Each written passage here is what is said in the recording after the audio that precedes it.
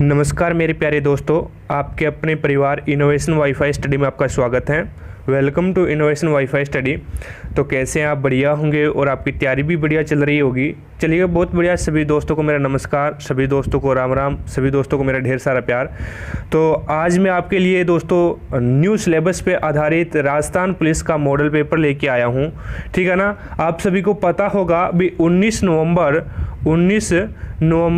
2019 को राजस्थान पुलिस का जो सिलेबस था वो चेंज हो गया था। ठीक है ना।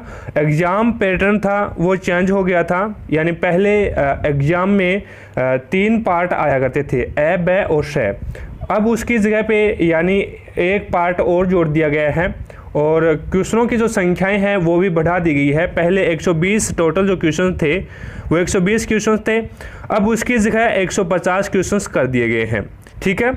अब रही बात यहाँ पे, पहले 3 पार्ट आया करते थे राजस्थान पुलिस में, अब वहाँ पे 3 पार्ट की जगह 4 यानी चौथा पार्ट भी जोड़ दिया गया है। यानी टोटल 4 पार्ट कर दिए गए हैं, 4 पार्टों में डिवाइड कर दिया गया है।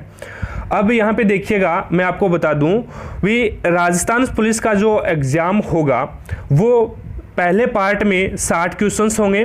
पहला जो पार्ट होगा उसमें 60 क्वेश्चंस होंगे जिसे हम भाग ए बोलते हैं। ठीक है। अब इसमें क्या है भी 30 क्वेश्चन तो रीजनिंग के होंगे आपको और 30 ही क्वेश्चंस आपके कंप्यूटर के होंगे। टोटल क्वेश्चंस हो गए 60। अब इसमें आपको नंबर्स मिलेंगे, 60 क्वेश्चन सही करने के नंबर मिलेंगे 30। कहने का मतलब है भी प्रत्येक क्वेश्चंस आधे नंबर का होगा। बात आगे समझ में।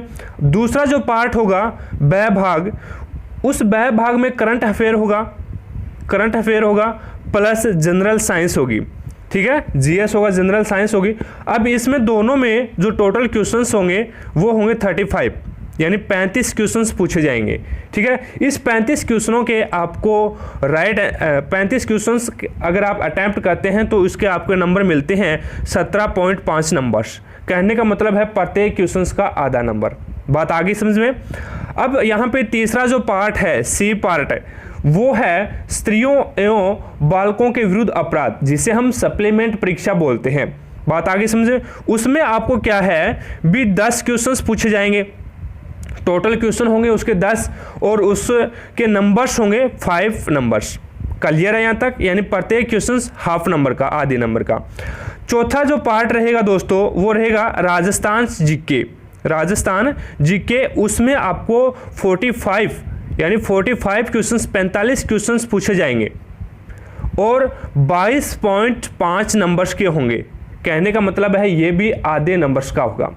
अब कई दोस्तों के ये डाउट होगी भी सर अब की बार तो यानी प्रत्येक पार्ट में पास होना जरूरी नहीं है। जी हाँ, प्रत्येक पार्ट में पास होना जरूरी है। यानी 4 पार्ट है, पहले 3 पार्ट थे, अब 4 पार्ट है। चारों के चारों पार्टों में आपको पास होना बहुत जरूरी है। अगर आप किसी भी पार्ट में पास नहीं होते हैं तो आपकी कॉपी है वो चेक नहीं की जाएगी। ठीक है ना, आप फेल माने जाओगे। बात आगे ना समझ में। अब यहाँ पे देखिएगा, आपको पास 2 घंटे होंगे। टोटल जो टाइम होगा वो 2 आवर्स होगा। नंबर्स होगा 75 नंबरों का एग्जाम होगा। कुल जो क्वेश्चंस पूछे जाएंगे 150 क्वेश्चंस पूछे जाएंगे। ठीक है। अब यहाँ पे सभी प्रश्नों का जो नंबर्स होगा वो हाफ नंबर होगा और नेगेटिव मार्किंग आपको पता है दोस्तों 1/8 यानी 1/8 होगी। क्लियर है यहाँ तक? अब यहाँ पे देखिएगा, आपके लिए मैं टोटल 150 क्वेश्चंस लेके आया हूं और वो मैं इसी मॉडल पेपर में करवाने वाला हूं। ठीक है। अब आप मुझे लास्ट में, जैसे ही मॉडल पेपर अपना खत्म होता है उसके बाद में सभी दोस्तों का कमेंट आना चाहिए भी क्वेश्चनों का, पहली बात तो क्वेश्चनों का लेवल बताना आपको भी क्वेश्चनों का लेवल कैसा था। दूसरी बात, आपने 150 क्वेश्चनों में कितने क्वेश्चनों का सही आंसर दिया है। ठीक है ना। बात आगे समझ में। क्लास को लाइक नहीं किया है तो क्लास को लाइक कर दो दोस्तों। शेयर नहीं किया अपने दोस्तों के पास तो शेयर कर दीजिएगा। ठीक है ना। मजा आने वाला है, बढ़िया बढ़िया क्वेश्चंस है। ओके, चलिएगा स्टार्ट करते हैं। पहले हम स्टार्ट करेंगे दोस्तों भाग ए स्टार्ट करने वाले हैं, जिसमें रीजनिंग प्लस कंप्यूटर के क्वेश्चंस करेंगे। ठीक है ना। 30 क्वेश्चन रीजनिंग के होंगे और 30 क्वेश्चन कंप्यूटर के होंगे। बात आगे समझ में। चलिएगा स्टार्ट करते हैं। पहला क्वेश्चन आपके सामने है दोस्तों, भाग ए का पहला क्वेश्चन है, रीजनिंग का है। ए की माँ बी की बहन है और सी की लड़की है। बी की लड़की पी है जो क्यू की बहन है। यदि सी क्यू की नानी नहीं है तो सी का क्यू से क्या रिलेशन होगा। ब्लड रिलेशंस का क्वेश्चन है दोस्तों, अच्छी प्रकार से आप अपनी कॉपी में हल कर सकते हैं, ठीक है ना। तो यहाँ पे अगर सी है वो क्यू की नानी नहीं है तो सी है वो क्यू का नाना होगा, जाहिर सी बात है सी ऑप्शन यहाँ पे आपका राइट आंसर होगा। अगर आप इसका सॉल्यूशंस रीजनिंग के क्वेश्चनों का आप अगर सॉल्यूशंस चाहिए आपको तो देखिएगा 1 या 2 दिन लगेंगे, मैं आपके लिए ये यानी बोर्ड पे करवा दूंगा। रीजनिंग के जो 30 क्वेश्चंस हैं वो आपके लिए बोर्ड पे करवा दूंगा, ठीक है ना। बात आगे समझे, 1-2 दिन में आपको वीडियोस मिल जाएगी, आप इसका पहले सॉल्यूशन अपने अनुसार निकालिएगा, ठीक है। तो यहाँ पे आपका सी ऑप्शंस है वो आपका करेक्ट आंसर हो जाएगा। बात आगे समझ में। चलिएगा अगला क्वेश्चन, 2 नंबर क्वेश्चन आपके सामने है दोस्तों। नीचे दिए गए 4 तार्किक आरेखों में से कौन सा आरेख संगीतज्ञ, वाद्य शास्त्री एवं वायलिन वादकों के मध्य सही संबंध प्रदर्शित करता है। चलिएगा बताइएगा दोस्तों, संगीतज्ञ, वाद्य शास्त्रियों और वायलिन वादकों के मध्य जो सही संबंध प्रदर्शित करता है वो बताइएगा। तो यहाँ पे जो आपका राइट आंसर होगा दोस्तों वो हो जाएगा ए, यानी जो छोटे वाला चक्कर है ये तो वायलिन वादकों को दर्शाएगा, ठीक है। उसके बाद में जो बड़े वाला चक्कर है ये वाद्य शास्त्रियों को दर्शाएगा, और उसके बाद में इससे भी बड़े वाला जो चक्कर है वो संगीतज्ञ को दर्शाएगा। बात आगे समझ में क्लियर हो गया। सभी वायलिन वादक है वो वाद्य शास्त्री होंगे और सभी वाद्य शास्त्र हैं वो संगीतज्ञ होंगे, क्लियर है। चलिएगा दोस्तों 3 नंबर क्वेश्चंस में चलते हैं। 3 नंबर क्वेश्चन देखिएगा आपके सामने है। 10 से 11 बजे के बीच में किस समय घड़ी की दोनों सुइयों के मध्य 90 डिग्री का कोण होगा। ये क्लॉक का क्वेश्चन आ गया, भी आपको पता होना चाहिए। इसको जो सॉल्यूशंस करते हैं इसका जो पहला समय +-3 इंटू 60/11 होता है, ठीक है। अब पहला समय कौन सा होगा, 10 बजे। प्लस माइनस क्यों करते हैं, क्योंकि दोस्तों आपको पता है भी 1 घंटे में 90 डिग्री का जो एंगल बनेगा वो 2 बार बनेगा, इसीलिए हम एक बार प्लस लेके देखेंगे और एक बार माइनस लेके देखेंगे। तो इस हिसाब से अगर आप सॉल्यूशंस करोगे तो यहाँ पे मैंने अगर 10 + 3 कर दिया तो ये हो गया टोटल हो गया 13। अब 13 हो गया तो आपको पता है भी अगर 3 ऐड करने पर अगर 11 से योग 11 से अधिक हो जाता है तो मैं इसमें से 12 माइनस कर देता हूं। अगर 12 माइनस करूंगा तो जाहिर सी बात है मेरे पास ओनली फॉर 1 ही बचेगा। 1 को मैं 60 से गुना करूंगा, 60/11 आ जाएगा। तो ये मेरे पास आ जाएगा दोस्तों, सॉल्यूशन निकल के आएगा 5 से ही 5/11, यानी कहने का मतलब है भी 10:05 से ही 5/11 मिनट पे 90 डिग्री का एंगल बनेगा, ठीक है ना। 90 डिग्री का एंगल बनेगा। सी ऑप्शन यहाँ पे आपका करेक्ट आंसर हो जाएगा, क्लियर है। चलिएगा अगला क्वेश्चन देखते हैं। 4 नंबर क्वेश्चन आपके सामने है दोस्तों।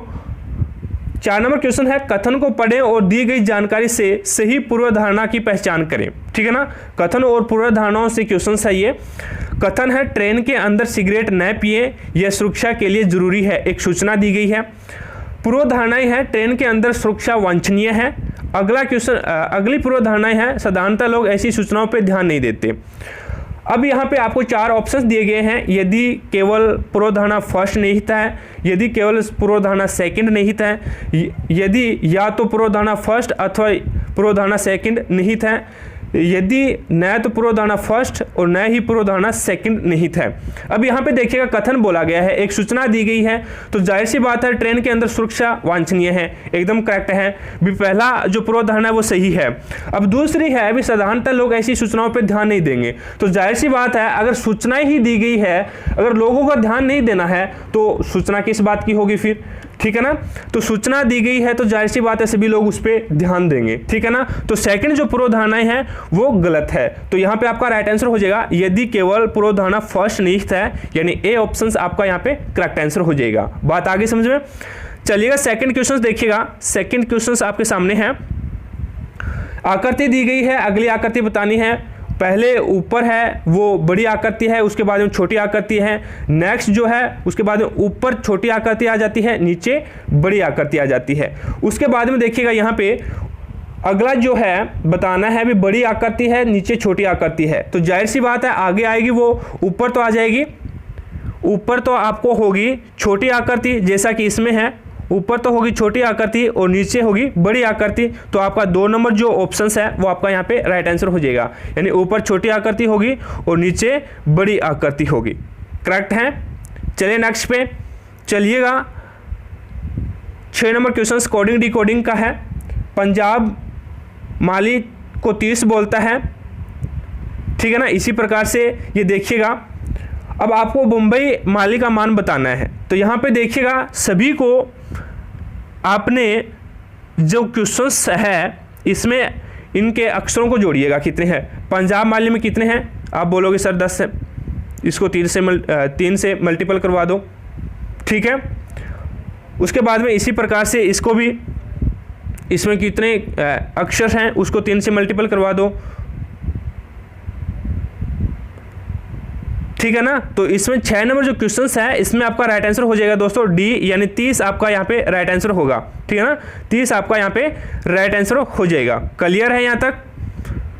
चलिएगा 7 नंबर क्वेश्चन देखिएगा। श्रृंखला का है, गलत पद बताना है आपको। गलत पद कौन सा है। श्रृंखला है 12, 33, 37, 49, 94, 73, 34, 21। तो यहाँ पे जो आपका राइट आंसर होगा वो होगा सी, यानी 34 है वो एक गलत पद है। 12 का उल्टा लिखा गया है 21, ठीक है। 23 का उल्टा लिखा गया है यहाँ पे 34, तो यहाँ पे 23 को 32 लिखना चाहिए था। 37 है उसको उल्टा लिख दिया गया है 73, यानी 37 है तो इसका उल्टा कर दिया गया है 73 कर दिया गया है। 49 का उल्टा लिख दिया गया 94, तो यहाँ पे 23 को 32 लिखना चाहिए था, लिख रहा इसने 34 है, तो 34 यहाँ पे जाहिर सी बात है गलत हो जाएगा, ठीक है ना। 8 नंबर क्वेश्चंस देखिएगा आपके सामने हैं। निम्नलिखित जानकारी वर्ष 2020 में सिनेमा ऑफिस पर प्रदर्शित करने के लिए तैयार फिल्मों की संख्या की गई है, ठीक है। मंडे को 40% फिल्में प्रदर्शित होगी, ट्यूसडे को 25% जो फिल्में हैं वो प्रदर्शित होगी, वेडनेसडे को 20% फिल्में प्रदर्शित होगी, और थर्सडे को यानी गुरुवार को 10% फिल्में प्रदर्शित होगी, और फ्राइडे को 5% फिल्में प्रदर्शित होगी, ठीक है। अब यहाँ पे देखिएगा नीचे क्वेश्चंस दिया गया है। यदि शुक्रवार में प्रदर्शित कुल फिल्मों की संख्या 75 थी तो सिनेमा ऑफिस पर बुधवार में कितनी फिल्में प्रदर्शित हुई थी। आपको पता है भी शुक्रवार को 5% फिल्में प्रदर्शित हुई थी, उसकी संख्या आपको दी गई है 75 है, तो आप जाहिर सी बात 5% बराबर 75 लिख सकते हैं ना। तो 1% का मान आपके पास निकल के आ जाएगा, उसके बाद में आप 1% का मान निकल के आ जाएगा, उसके बाद में बुधवार का आप ऑटोमेटिक निकाल सकते हो, ठीक है ना। इसमें 5 से डिवाइड कर दो, 15 आ गया। अब 15 को अगर मैं 20 से मल्टीपल करूंगा, 1 का मान 15 आ गया, 1% का, तो 20% का चाहिए, यानी बुधवार का चाहिए मेरे को, तो आपका 300 यहाँ पे राइट आंसर होगा, ठीक है। बी ऑप्शन है वो आपका यहाँ पे करेक्ट आंसर हो जाएगा।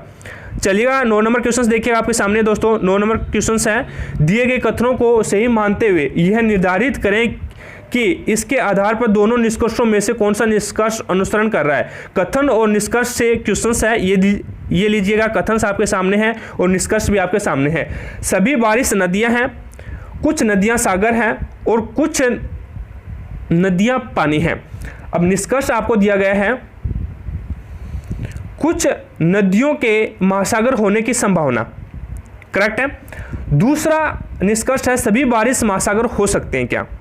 अब यहाँ पे जो आपका निष्कर्ष सही होगा दोस्तों वो हो जाएगा, यानी बी ऑप्शन है वो आपका यहाँ पे राइट आंसर हो जाएगा, यानी केवल निष्कर्ष सेकंड है वो अनुसरण कर रहा है। इसका डायग्राम बना के देखिएगा आप, ठीक है ना, आप आसानी से समझ पाओगे। अगर फिर भी समझ में नहीं आता है तो मैं आपके लिए यानी रीजनिंग के 30 क्वेश्चनों का पूरा का पूरा डिटेल से क्वेश्चंस करवा दूंगा, ठीक है ना। 30 क्वेश्चनों की क्लास लगा दूंगा अलग से, इसका जो हल करके लगा दूंगा, ठीक है ना। चलिएगा 10 नंबर क्वेश्चन देखिएगा। 10 नंबर क्वेश्चन है डायरेक्शंस का।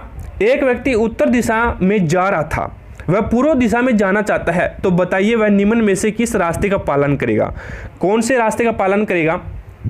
उत्तर दिशा में पहले जा रहा था, उसके बाद में उसे जाना कहाँ पे है, पूर्व दिशा में जाना है, ठीक है। तो यहाँ पे देखिएगा आपका राइट आंसर रहेगा बी ऑप्शंस है, यानी इसमें लेफ्ट और राइट। पहले आप राइट वाला काउंट कर लीजिएगा, राइट इसमें कितनी बार आया है, 2 बार राइट मुड़ेगा वो, ठीक है।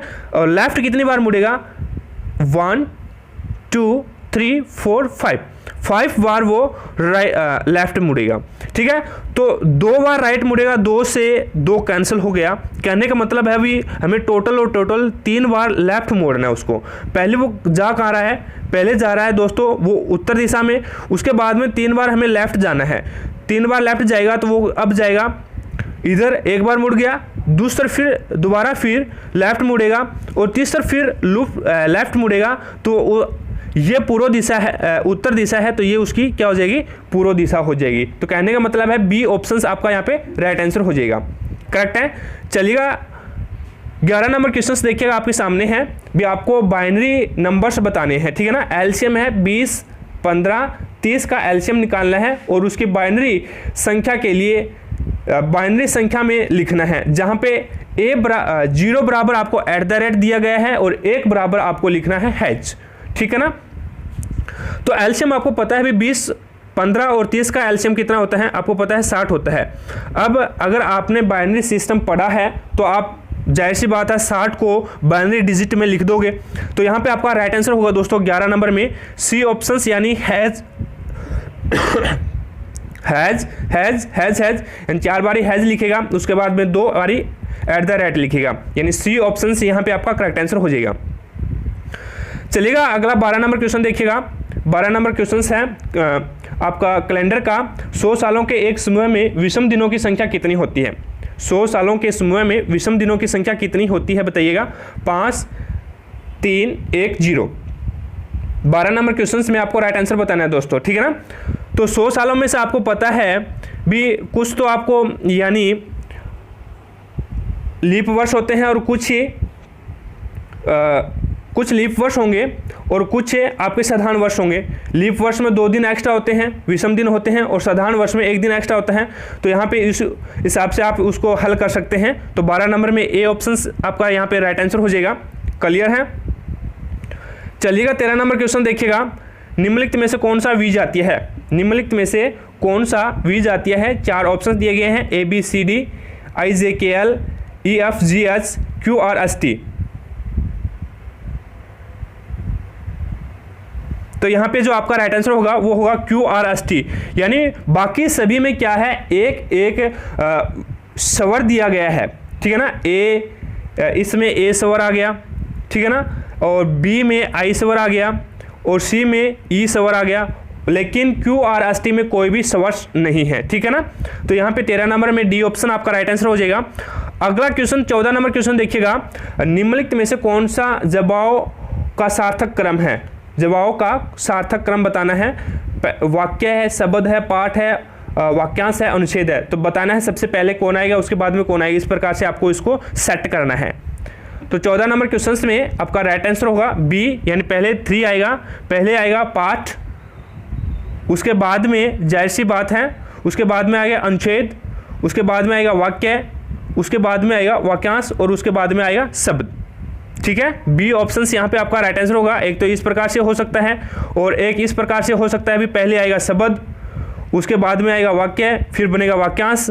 ठीक है ना, पहले आएगा शब्द, एक तो इस प्रकार से जो बी ऑप्शन है वो आपका राइट हुआ। एक इस प्रकार से बनेगा भी 2, यानी शब्द आया, उसके बाद में शब्द से बना वो पाठ, शब्द से बना वाक्य, और वाक्य से बना वाक्यांश। ठीक है, और वाक्यांश से बना वो अनुच्छेद, अनुच्छेद बन गया एक। ठीक है, और अनुच्छेद को मिलाने पे बन गया पाठ। ठीक है, यानी 21,453 एक ये रहेगा। यहाँ पे आपका जो राइट आंसर होगा बी, और अगर ये भी आपको ऑप्शन में मिलता है तो ये भी आपका राइट आंसर होगा। क्लियर है। चलिएगा 15 नंबर क्वेश्चन देखिएगा। निम्नलिखित में से कौन सा शताब्दी का प्रथम दिन नहीं हो सकता। निम्न में से कौन शताब्दी का प्रथम दिन नहीं हो सकता है। 4 ऑप्शन दिए गए आपको सोमवार, बुधवार, गुरुवार, शनिवार।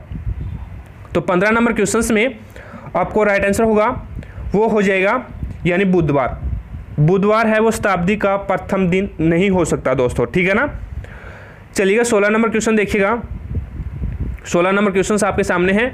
कथन को पढ़ें और दी गई जानकारी से सही तर्क की पहचान करें। ठीक है ना, कथन को पढ़ना है, दी गई जानकारी की सही पहचान करनी है। कथन से आपको दिया गया है, क्या नौकरियों और विद्यालय दाखिलों में जातियों के आधार पर आरक्षण मिलना चाहिए? तर्क दिया गया है आपको, पहला तर्क है हाँ, इससे जातीय पक्षपात बहुत कम हो जाएगा। दूसरा है नहीं, हमारे देश में धर्मनिरपेक्ष शासन है। बताइएगा दोस्तों, इसमें 16 नंबर क्वेश्चन में आपका राइट आंसर क्या रहेगा?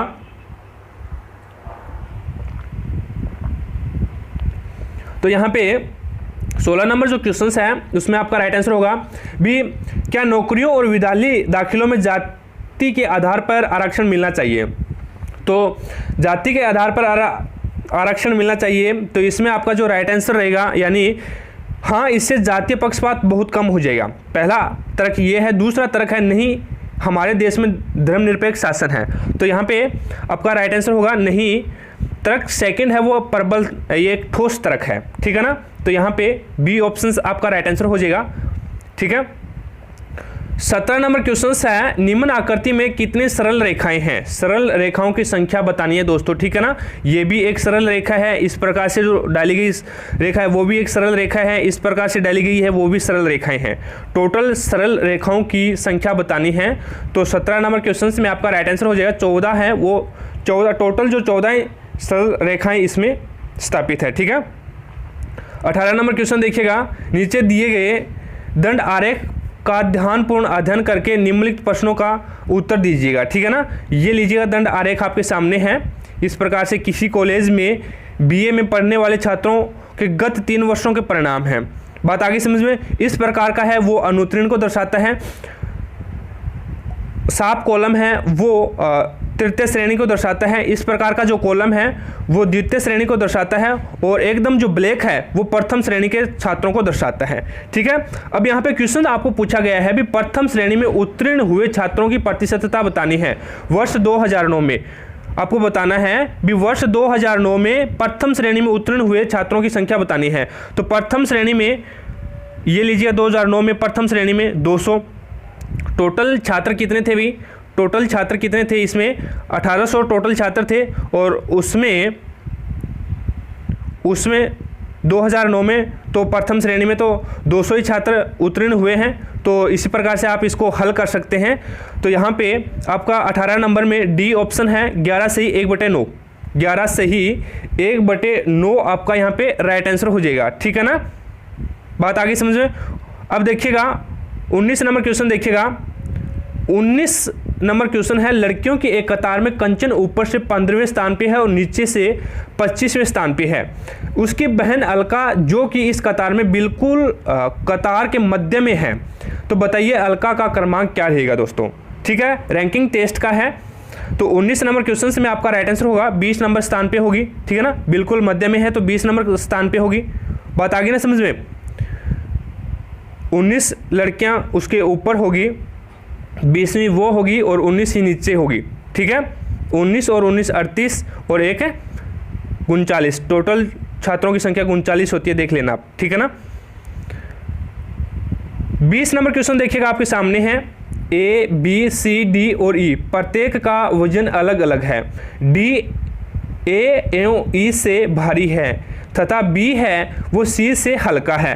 डी है वो ए और ई से भारी है। बात आगे समझ में। तथा बी है वो सी से हल्का है। बी है वो सी से हल्का है, तो सबसे भारी कौन है डिसाइड नहीं कर सकते भैया, आंकड़े अपर्याप्त है, ठीक है ना। तो यहाँ पे डी ऑप्शन आपका राइट आंसर हो जाएगा। 21 नंबर क्वेश्चन देखिएगा। 21 नंबर क्वेश्चन आपके सामने है, ये लीजिएगा।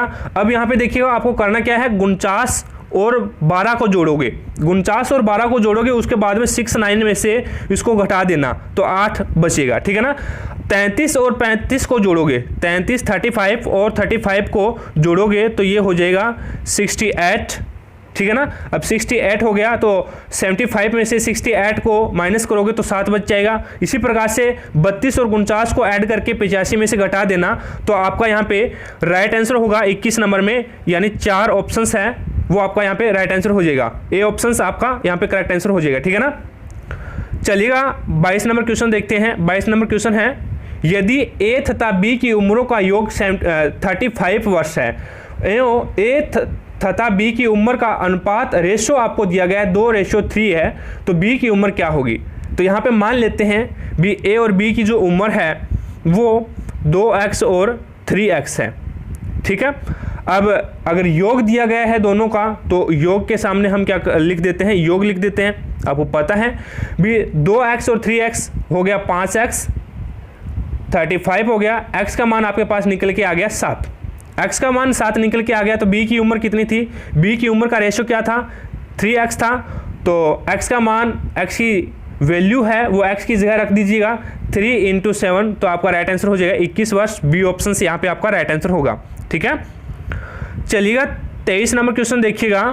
यदि प्लस का अर्थ माइनस है, माइनस का अर्थ मल्टीपल है और डिवाइड का जो अर्थ है वो प्लस है और मल्टीपल का जो अर्थ है वो भाग है हो, तो निम्नलिखित संख्याओं का मान ज्ञात कीजिए, क्या मान आएगा। ठीक है ना, आप अपने हिसाब से कर सकते हैं। 23 नंबर क्वेश्चन में आपका राइट आंसर होगा 1 मान आएगा इसका। ठीक है ना, 1 मान आएगा, सी ऑप्शन से यहाँ पे आपका करेक्ट आंसर होगा।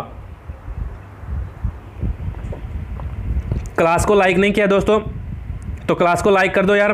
ठीक है ना, शेयर कर दो अपने दोस्तों के पास, जो भी राजस्थान पुलिस की तैयारी कर रहे हैं उन सभी दोस्तों के पास पहुंचना चाहिए मॉडल पेपर अपना। ठीक है, 24 नंबर क्वेश्चन देखिएगा, पासों से रिलेटिव है, डाइस पासा।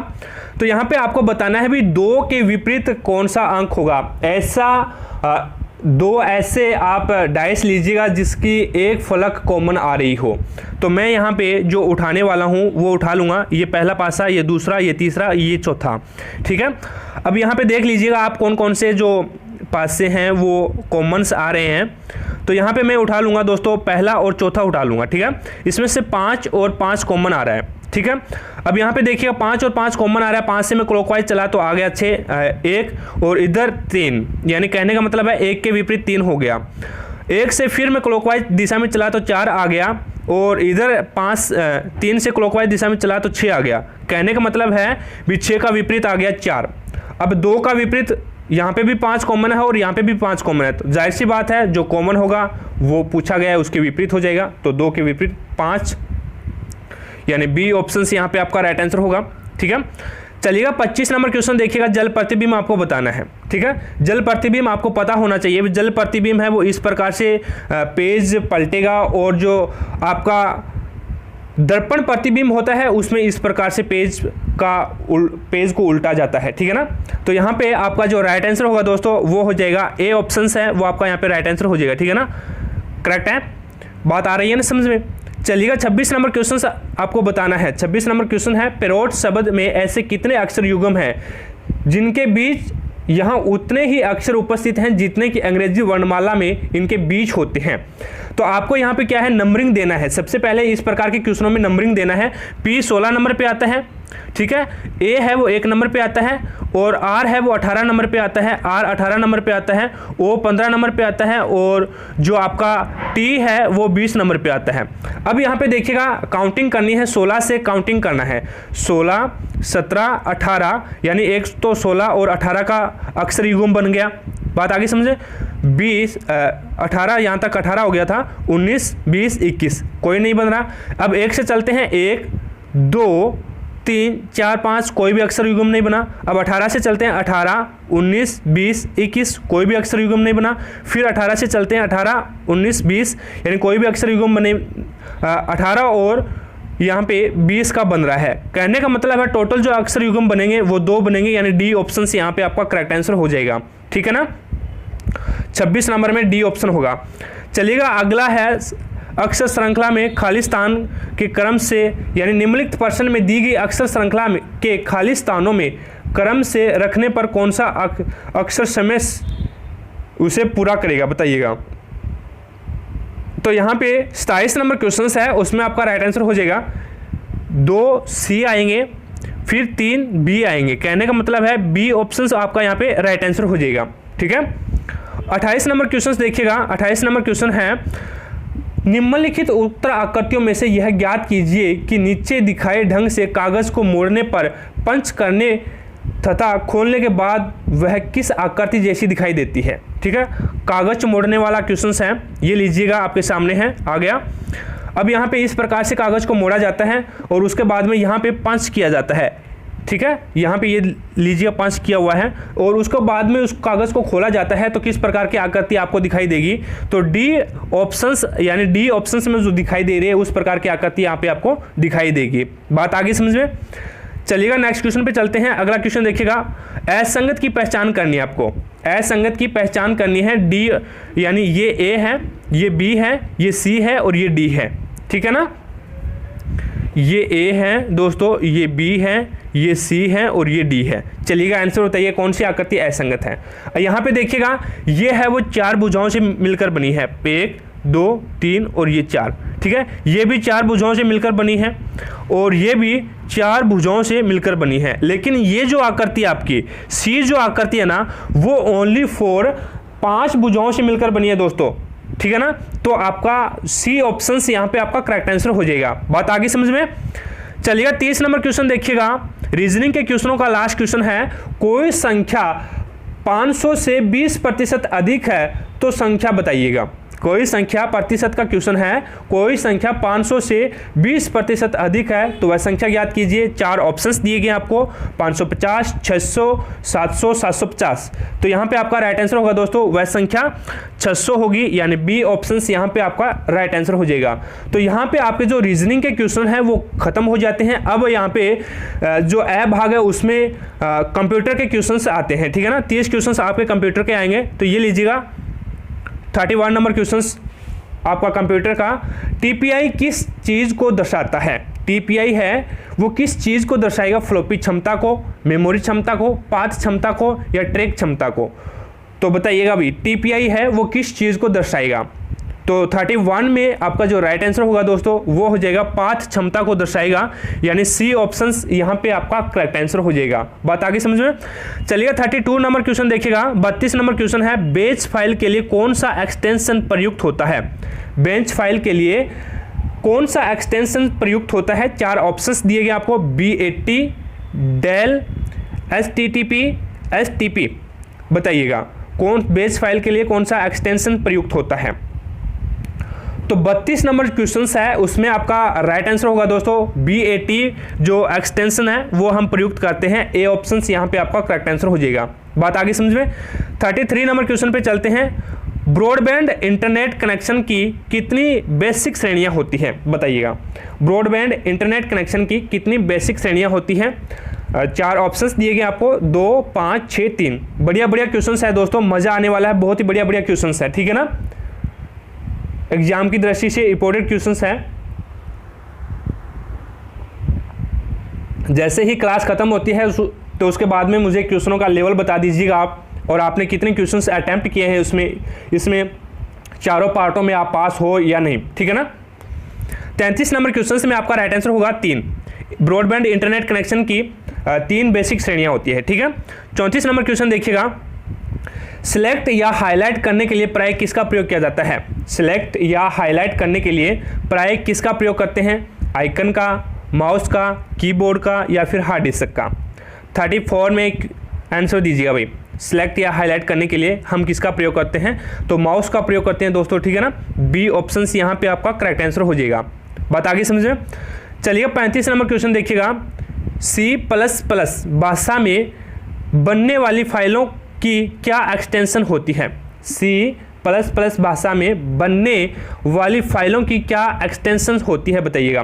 .ccp, .ppcc, .cpp, .cp। बताइएगा कौन सी एक्सटेंशन प्रयुक्त होती है 35 में। तो 35 में आपका राइट आंसर होगा C, यानी .cpp एक्सटेंशन है वो प्रयुक्त होती है। बात आगे समझ में। 36 नंबर क्वेश्चन देखिएगा। किस शहर में माइक्रोसॉफ्ट का मुख्यालय स्थित है। किस शहर में माइक्रोसॉफ्ट का मुख्यालय स्थित है। Mumbai, Kolkata, Washington, Chennai.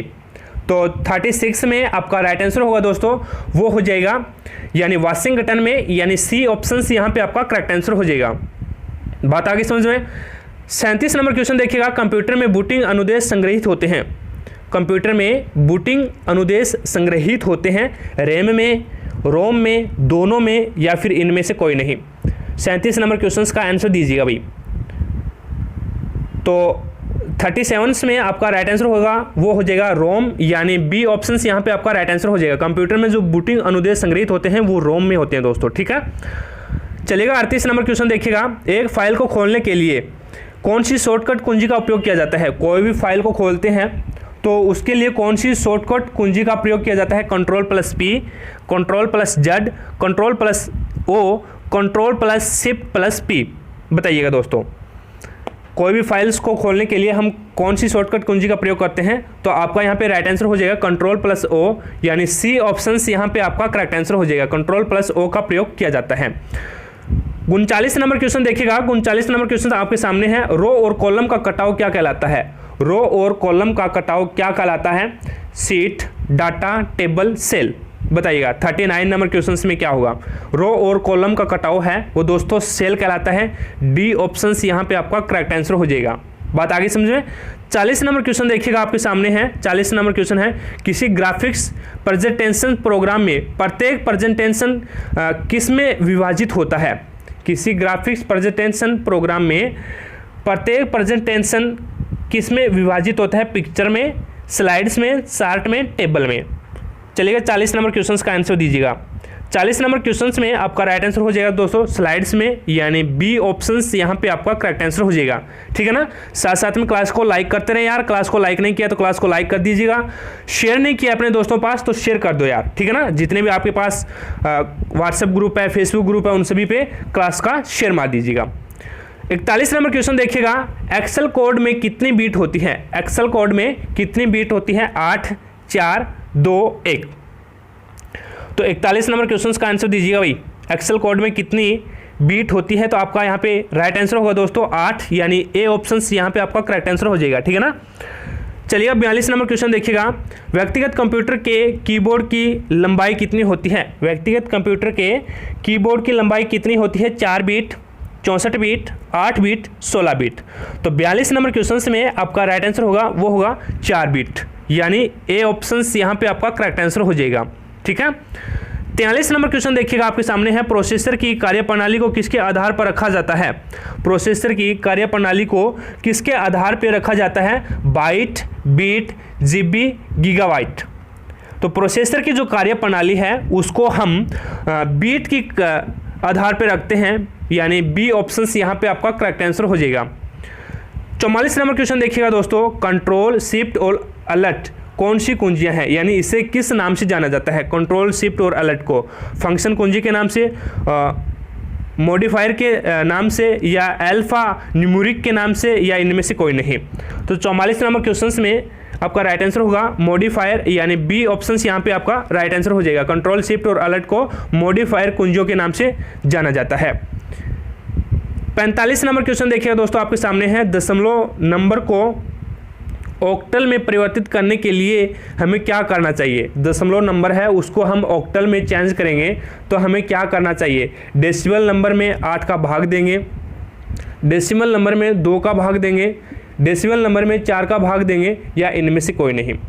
45 number questions में आपका जो राइट आंसर होगा दोस्तों वो हो जाएगा डेसिमल नंबर में 8 का भाग देंगे, यानी ए ऑप्शन यहाँ पे आपका करेक्ट आंसर हो जाएगा। बात आगे समझ में। अगर हम दशमलव नंबर है उसको ऑक्टल में परिवर्तित करेंगे तो जाहिर सी बात है डेसिमल नंबर में 8 का भाग देना पड़ेगा।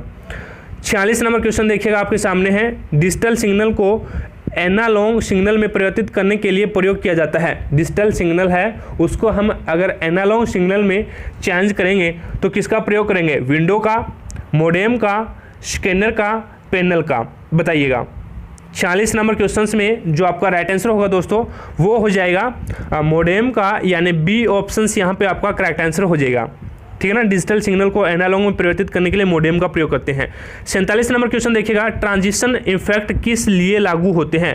ट्रांजिशन इफेक्ट किस लिए लागू होते हैं। ट्रांसलेटर के लिए, स्कैनर के लिए, स्लाइड के लिए, लाइन चार्ट के लिए। बताइएगा 47 नंबर क्वेश्चन में राइट आंसर क्या रहेगा। तो यहाँ पे आपका राइट आंसर होगा दोस्तों वो हो जाएगा स्लाइड के लिए, यानी सी ऑप्शन यहाँ पे आपका करेक्ट आंसर हो जाएगा। ट्रांजिशन इफेक्ट है वो स्लाइड के लिए लागू होते हैं, ठीक है ना। 48 नंबर क्वेश्चन देखिएगा, कंट्रोल प्लस राइट एरो किस काम के लिए आता है। कंट्रोल प्लस राइट एरो है कंट्रोल, उसके बाद में हमने राइट एरो को प्रेस किया तो ये किस काम के लिए आता है भाई, किस काम के लिए प्रयुक्त होता है? कर्सर को एक शब्द बाएं ले जाने के लिए, कर्सर को एक शब्द दाएं ले जाने के लिए, कर्सर को ऊपरी रो में ले जाने के लिए, या फिर कर्सर को निचली रो में लाने के लिए। तो यहाँ पे 48 नंबर क्वेश्चन में आपका राइट आंसर होगा कर्सर को एक शब्द दाएं ले जाने के लिए, यानी बी ऑप्शन यहाँ पे आपका करेक्ट आंसर हो जाएगा दोस्तों, ठीक है ना। कर्सर को एक शब्द दाएं ले जाने के लिए। 49 नंबर क्वेश्चन देखिएगा, MS एक्सेल में सेल A1 से लेकर सेल A10 का योग करने के लिए सूत्र क्या रहेगा, फॉर्मूला बताना है भाई। MS एक्सेल है, उसमें हम कोई भी सेल है A1 से लेकर हमें A10 तक उसका योग करना है, सम करना है, तो हमें उसके लिए फॉर्मूला क्या रहेगा बताइएगा।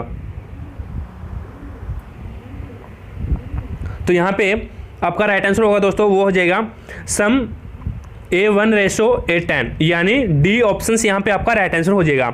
ये फॉर्मूला रहेगा सम A1 रेशो A10। चलिएगा 50 नंबर क्वेश्चन देखिएगा, किसने 3D प्रिंटिंग तकनीक का आविष्कार किया था?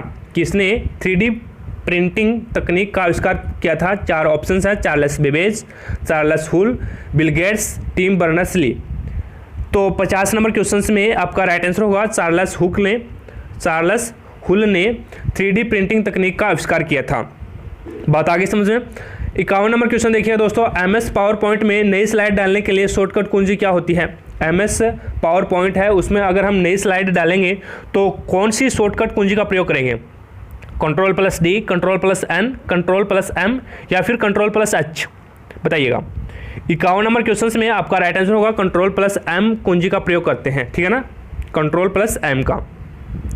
52 नंबर क्वेश्चन आपके सामने है, पोस्ट का पूर्ण रूप बताना है भाई। पोस्ट का पूर्ण रूप क्या होता है? Power on self test, program on self test, power on system test, program on system test, बताइएगा पोस्ट का पूर्ण रूप क्या होता है।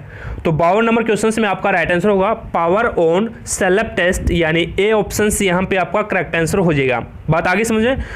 53 नंबर क्वेश्चन देखिएगा, 53 नंबर क्वेश्चन आपके सामने है, C2, C3, C4, C5 dot C D2, D3, D4, D5, E2, E3, E4, E5 वाली रेंज का पता क्या होगा? यानी इसको हम कंप्यूटर में अगर सही तरीके से लगाएंगे कंप्यूटर में, तो इसका जो रेंज का पता क्या होगा, किस प्रकार से इसको हमें फाइंड करना पड़ेगा, किस प्रकार से इसको सेट करेंगे भाई। तो हम इसको सेट करेंगे C2 से लेकर, यानी कहाँ से स्टार्ट कहाँ से है? C2 से है, एंड कहाँ पे है इसका? CE5 पे है। तो हम इसको जाहिर सी बात है सेट कर देंगे C2 ratio E5, C2 ratio E5, इस प्रकार से हम इसको कंप्यूटर में यानी सेट कर देंगे, ठीक है ना। चलिएगा 54 नंबर क्वेश्चन देखिएगा आपके सामने है, टेक्स्ट को डबल अंडरलाइन करने के लिए किसका प्रयोग करते हैं? टेक्स्ट को डबल अंडरलाइन करने के लिए किसका प्रयोग करते हैं? Ctrl+Shift+U का, Shift+U का, Alt+D का, या फिर Shift+Alt+U का। तो अगर कोई भी टेक्स्ट है उसको अगर डबल अंडरलाइन करना है तो जाहिर सी बात है हमें Ctrl+Shift+U का प्रयोग करेंगे, यानी ए ऑप्शन यहाँ पे आपका करेक्ट आंसर हो जाएगा। 55 नंबर क्वेश्चन आपके सामने हैं, C, बेसिक, कोबोल और जावा किन भाषाओं के एग्जाम्पल है, बताइएगा। C, बेसिक, कोबोल और जावा ये किन भाषाओं के एग्जाम्पल हैं? तो 55 नंबर क्वेश्चंस में आपका राइट आंसर होगा दोस्तों, वो हो जाएगा हाई लेवल लैंग्वेज के एग्जाम्पल है, हाई लेवल लैंग्वेज के उदाहरण है, यानी ए ऑप्शन से यहाँ पे आपका करेक्ट आंसर हो जाएगा। चलिएगा 56 नंबर क्वेश्चन देखिएगा आपके सामने 56 नंबर क्वेश्चन है, सीपीयू की प्रोसेसिंग पावर किसमें मापी जाती है? सीपीयू की प्रोसेसिंग पावर है वो हम किसमें मापते हैं? 4 ऑप्शंस दिए गए आपको, इसमें से 56 में आपका राइट आंसर होगा MIPS में नापते हैं, ठीक है ना। MIPS में सीपीयू की प्रोसेसिंग पावर को मापा जाता है, डी ऑप्शन यहाँ पे आपका राइट आंसर हो जाएगा। 57 नंबर क्वेश्चन देखिएगा दोस्तों आपके सामने है, ORG का संबंध किस क्षेत्र से है? ORG का संबंध किस क्षेत्र से है? व्यवसायिक, शिक्षा, संगठन, गैर व्यवसायिक। 57 नंबर क्वेश्चन का आंसर दीजिएगा भाई, 57 नंबर क्वेश्चन का आंसर दीजिएगा। ORG का संबंध किससे है? तो यहाँ पे आपका राइट आंसर होगा दोस्तों वो हो जाएगा संगठन से है, यानी सी ऑप्शन यहाँ पे आपका करेक्ट आंसर हो जाएगा। ठीक है, 58 नंबर क्वेश्चन देखिएगा, 8 बीट किस पोर्ट में ट्रांसमिट हो जाते हैं? 8 बीट किस पोर्ट में ट्रांसमिट हो जाते हैं? डेडिकेटेड पोर्ट में, पैरेलल पोर्ट में, SCSI पोर्ट में या USB पोर्ट में? बताइएगा 58 नंबर क्वेश्चन में आपका राइट आंसर क्या रहेगा। 8 बीट है वो पैरेलल पोर्ट में ट्रांसमिट होंगे दोस्तों, बी ऑप्शन से यहाँ पे आपका करेक्ट आंसर हो जाएगा, पैरेलल पोर्ट में ट्रांसमिट हो जाएंगे। 59 नंबर क्वेश्चन देखिएगा दोस्तों, एक निबल कितने बीट के तुल्य होता है? एक निबल कितने बीट के तुल्य होता है? तो 8, 2, 4, 1, 4 ऑप्शंस दिए गए हैं, इसमें से आपको राइट आंसर चूज करना है। तो यहाँ पे आपका राइट आंसर होगा 4। एक निबल है वो 4 बीट के तुल्य होता है, ठीक है ना, 4 बीट के तुल्य होता है, सी ऑप्शन से यहाँ पे आपका करेक्ट आंसर हो जाएगा। चलिएगा 60 नंबर क्वेश्चन देखिएगा दोस्तों, 60 नंबर क्वेश्चन आपके सामने है। बाइनरी नंबर प्रणाली के अंक होते हैं, बाइनरी नंबर प्रणाली के अंक होते हैं 2, 4, 8, 16। बताइएगा बाइनरी नंबर प्रणाली के अंक कितने होते हैं? तो 2 होते हैं, यानी ए ऑप्शन यहाँ पे आपका राइट आंसर हो जाएगा। तो दोस्तों हमने यानी भाग ए है उसमें से 60 क्वेश्चंस हमने कवर कर लिए हैं, ठीक है ना। अब हमारा भाग ब आता है, भाग ब आता है जिसमें मैंने आपको बता दिया था अभी करंट अफेयर और जनरल साइंस आते हैं, ठीक है ना। भाग ब स्टार्ट करते हैं। 61 नंबर क्वेश्चंस देखिएगा, इसमें 35 क्वेश्चंस करेंगे, टोटल 35 क्वेश्चन करेंगे, ठीक है। पहला क्वेश्चन देखिएगा, मैग्नीशियम सल्फाइड में मैग्नीशियम रेशियो सल्फर के भार का रेशियो बताना है आपको। मैग्नीशियम सल्फाइड है उसमें मैग्नीशियम और सल्फर का रेशियो क्या रहता है वो बताइएगा। 4 ऑप्शंस दिए गए आपको, 4:3, 3:4, 2:3, 3:2। बताइएगा। 61 नंबर क्वेश्चंस में आपका राइट आंसर होगा दोस्तों वो हो जाएगा 3:4, यानी मैग्नीशियम और सल्फर का जो रेशियो रहता है मैग्नीशियम सल्फाइड में वो 3:4 का रहता है। 62 नंबर क्वेश्चन देखिएगा, 62 नंबर क्वेश्चन है, मनुष्य के मूत्र में यूरिक अम्ल की मात्रा कितने प्रतिशत होती है?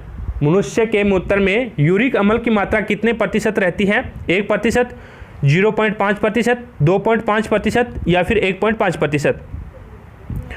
62 नंबर क्वेश्चन है उसमें आपका राइट आंसर हो जाएगा 0.5% मात्रा रहती है मनुष्य के मूत्र में, ठीक है ना। बी ऑप्शन यहाँ पे आपका करेक्ट आंसर हो जाएगा दोस्तों। चलिएगा 63 नंबर क्वेश्चन देखिएगा, 63 नंबर क्वेश्चन है, स्वागा का रासायनिक नाम क्या है? स्वागा का रासायनिक नाम क्या है? केमिकल नाम बताना है आपको। Sodium carbonate, calcium carbonate, bleaching powder, borax. तो 63 में आपका राइट आंसर हो जाएगा बोरेक्स, यानी डी ऑप्शन से यहाँ पे आपका राइट आंसर हो जाएगा, ठीक है ना। स्वागा का केमिकल नाम है वो बोरेक्स है। 64 क्वेश्चन देखिएगा, 64 नंबर क्वेश्चन है, यांत्रिक ऊर्जा को ध्वनि ऊर्जा में परिवर्तित करता है। यांत्रिक ऊर्जा है उसको ध्वनि ऊर्जा में परिवर्तित करता है माइक्रोफोन, लाउडस्पीकर, सितार, डायनमो। तो 64 नंबर क्वेश्चन है उसमें आपका राइट आंसर होगा सितार, यानी ये यांत्रिक ऊर्जा को ध्वनि ऊर्जा में चेंज करता है। सी ऑप्शन से यहाँ पे आपका करेक्ट आंसर हो जाएगा। 65 नंबर क्वेश्चन देखिएगा, जड़त्व आघूर्णन की इकाई है। 65 नंबर क्वेश्चन है, जड़त्व आघूर्णन की इकाई है न्यूटन सेकंड, किलोग्राम, वर्ग मीटर या फिर मीटर प्रति सेकंड।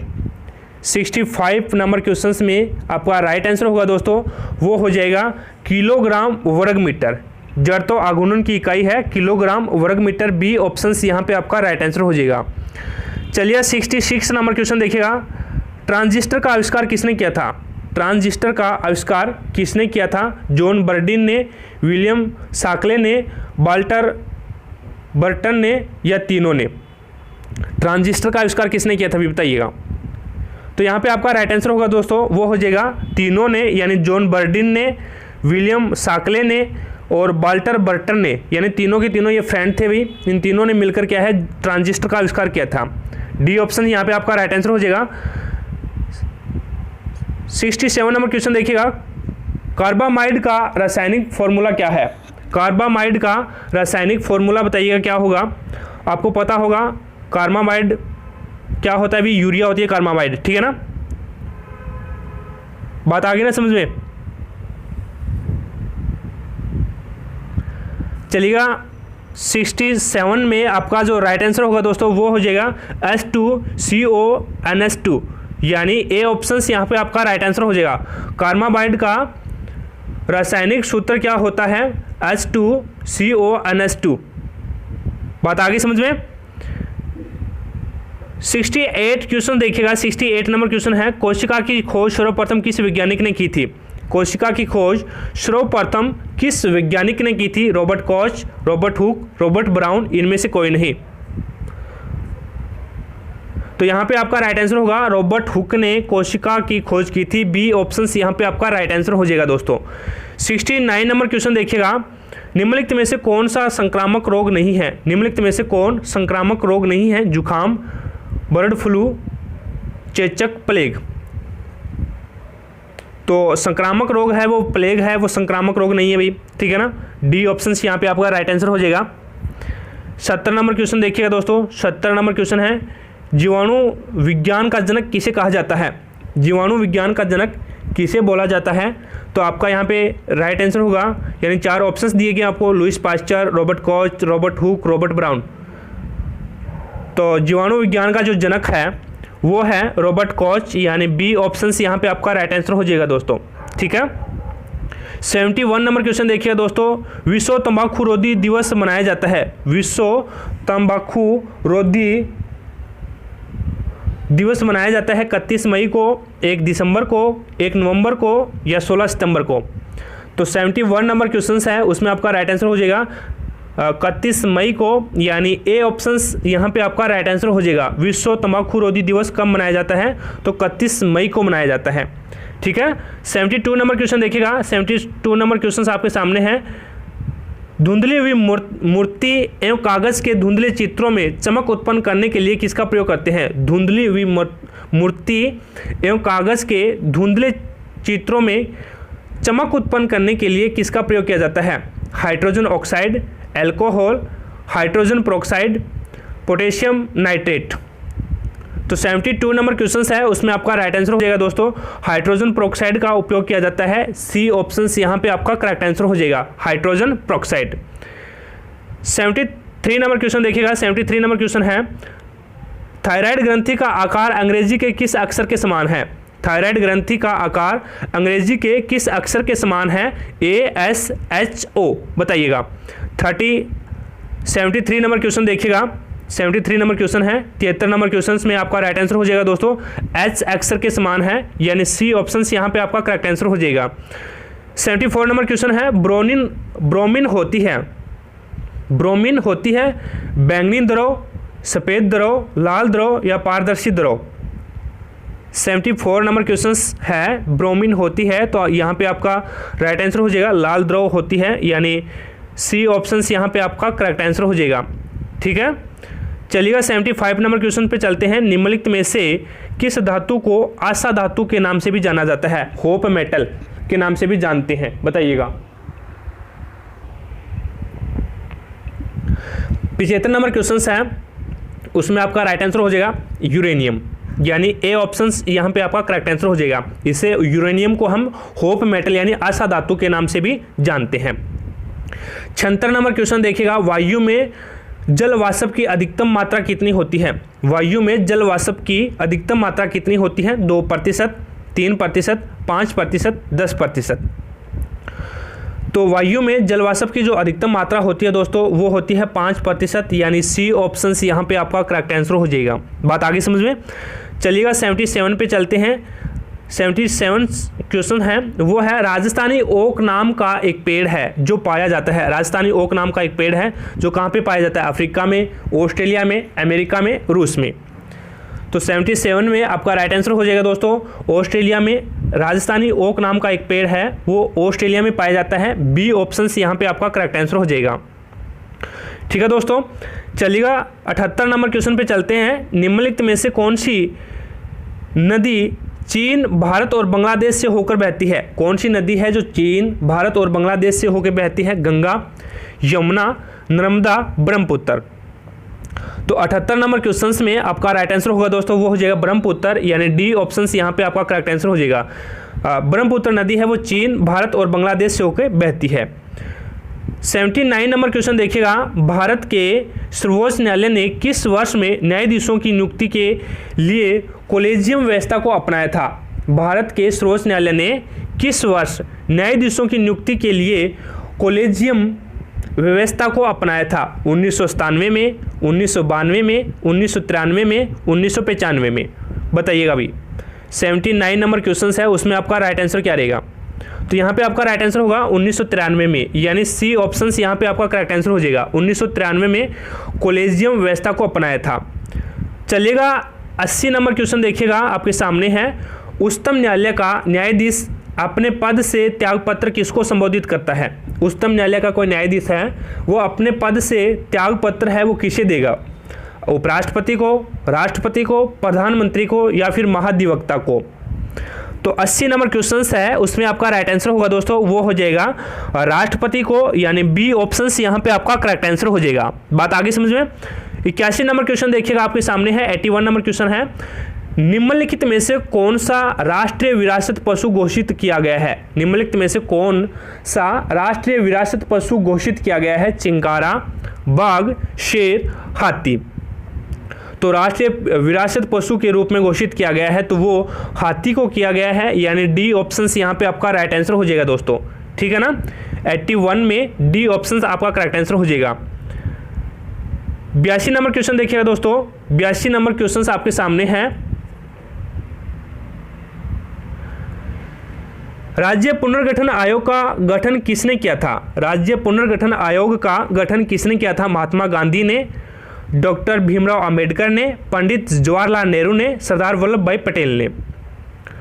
बताइएगा, राज्य पुनर्गठन आयोग का गठन किसने किया था? तो 82 में आपका जो राइट आंसर होगा दोस्तों वो हो जाएगा पंडित जवाहरलाल नेहरू ने, यानी सी ऑप्शन यहाँ पे आपका करेक्ट आंसर हो जाएगा। अगला क्वेश्चन देखिएगा दोस्तों, अगला क्वेश्चन आपके सामने है 83। लोक लेखा समिति की स्थापना कब हुई थी? लोक लेखा समिति की स्थापना कब हुई थी? 1920, 1923, 1925, 1927? तो लोक लेखा समिति की जो स्थापना हुई थी दोस्तों वो 1923 में हुई थी, यानी बी ऑप्शन यहाँ पे आपका करेक्ट आंसर हो जाएगा। क्लियर हो गया यहाँ तक? चलिएगा 84 नंबर क्वेश्चन पे चलते हैं। 84 नंबर क्वेश्चन आपके सामने है। नीति निर्देशक तत्वों का उल्लेख भारतीय संविधान के किस भाग में मिलता है? नीति निर्देशक तत्वों का उल्लेख भारतीय संविधान के किस भाग में मिलता है? भाग 4, भाग 3, भाग 2, भाग 3 कै? बताइएगा। नीति निर्देशक तत्वों का जो उल्लेख मिलता है वो भारतीय संविधान के भाग 4 में मिलता है, यानी ए ऑप्शन यहाँ पे आपका करेक्ट आंसर हो जाएगा। बात आगे समझे। 85 नंबर क्वेश्चन देखिएगा, भारतीय संविधान की संघ सूची में वर्तमान में कितने विषय हैं? भारतीय संविधान की संघ सूची में वर्तमान में कितने विषय हैं? 100, 97, 62, 66? बताइएगा। भारतीय संविधान की संघ सूची में वर्तमान में दोस्तों 100 विषय हैं, यानी ए ऑप्शन यहाँ पे आपका राइट आंसर हो जाएगा। पहले 97 थे, अब 100 विषय हैं। बात आगे समझ में। 86 नंबर क्वेश्चन पे चलते हैं। 86 नंबर क्वेश्चन है, हाल ही में भारतीय थल सेना ने राजस्थान के मरुस्थल में सिंधु सुदर्शन नामक अभ्यास का आयोजन कब किया था? हाल ही में भारतीय थल सेना ने राजस्थान के मरुस्थल में सिंधु सुदर्शन नामक अभ्यास जारी किया था, वो कब किया था? 4 दिसंबर 2019 को, 29 दिसंबर 2019 को, 29 नवंबर 2019 को, या 4 नवंबर 2019 को? बताइएगा। 86 में आपका राइट आंसर होगा दोस्तों, वो हो जाएगा 29 नवंबर 2019 को। हाल ही में जो भारतीय थल सेना ने राजस्थान के मरुस्थल में सिंधु सुदर्शन नामक जो अभ्यास जारी किया था वो 29 नवंबर 2019 से लेकर 4 दिसंबर 2019 तक चला था, ठीक है ना। बात आगे समझ में। स्टार्ट हुआ था 29 नवंबर 2019 को। 87 नंबर क्वेश्चन देखिएगा, आपके सामने है। 87 नंबर क्वेश्चन है, हाल ही में खबरों में रहा मोबाइल एप्लीकेशन हमसफर किस सेवा से जुड़ा है? हाल ही में खबरों में रहा मोबाइल एप्लीकेशन है हमसफर किस सेवा के लिए, किस सेवा से जुड़ा हुआ है? सवारी जय-जयकार से, ईंधन का दरवाजा वितरण से, दवाओं की डोर डिलीवरी के लिए, या फिर फ्लाइट टिकट बुक करने के लिए? 87 में आपका राइट आंसर हो जाएगा ईंधन का दरवाजा वितरण के लिए, यानी बी ऑप्शन यहाँ पे आपका राइट आंसर हो जाएगा, ईंधन का दरवाजा वितरण। 88 नंबर क्वेश्चन देखिएगा, हाल ही में सुपोषण अभियान किसने लॉन्च किया था? हाल ही में सुपोषण अभियान किसने लॉन्च किया था?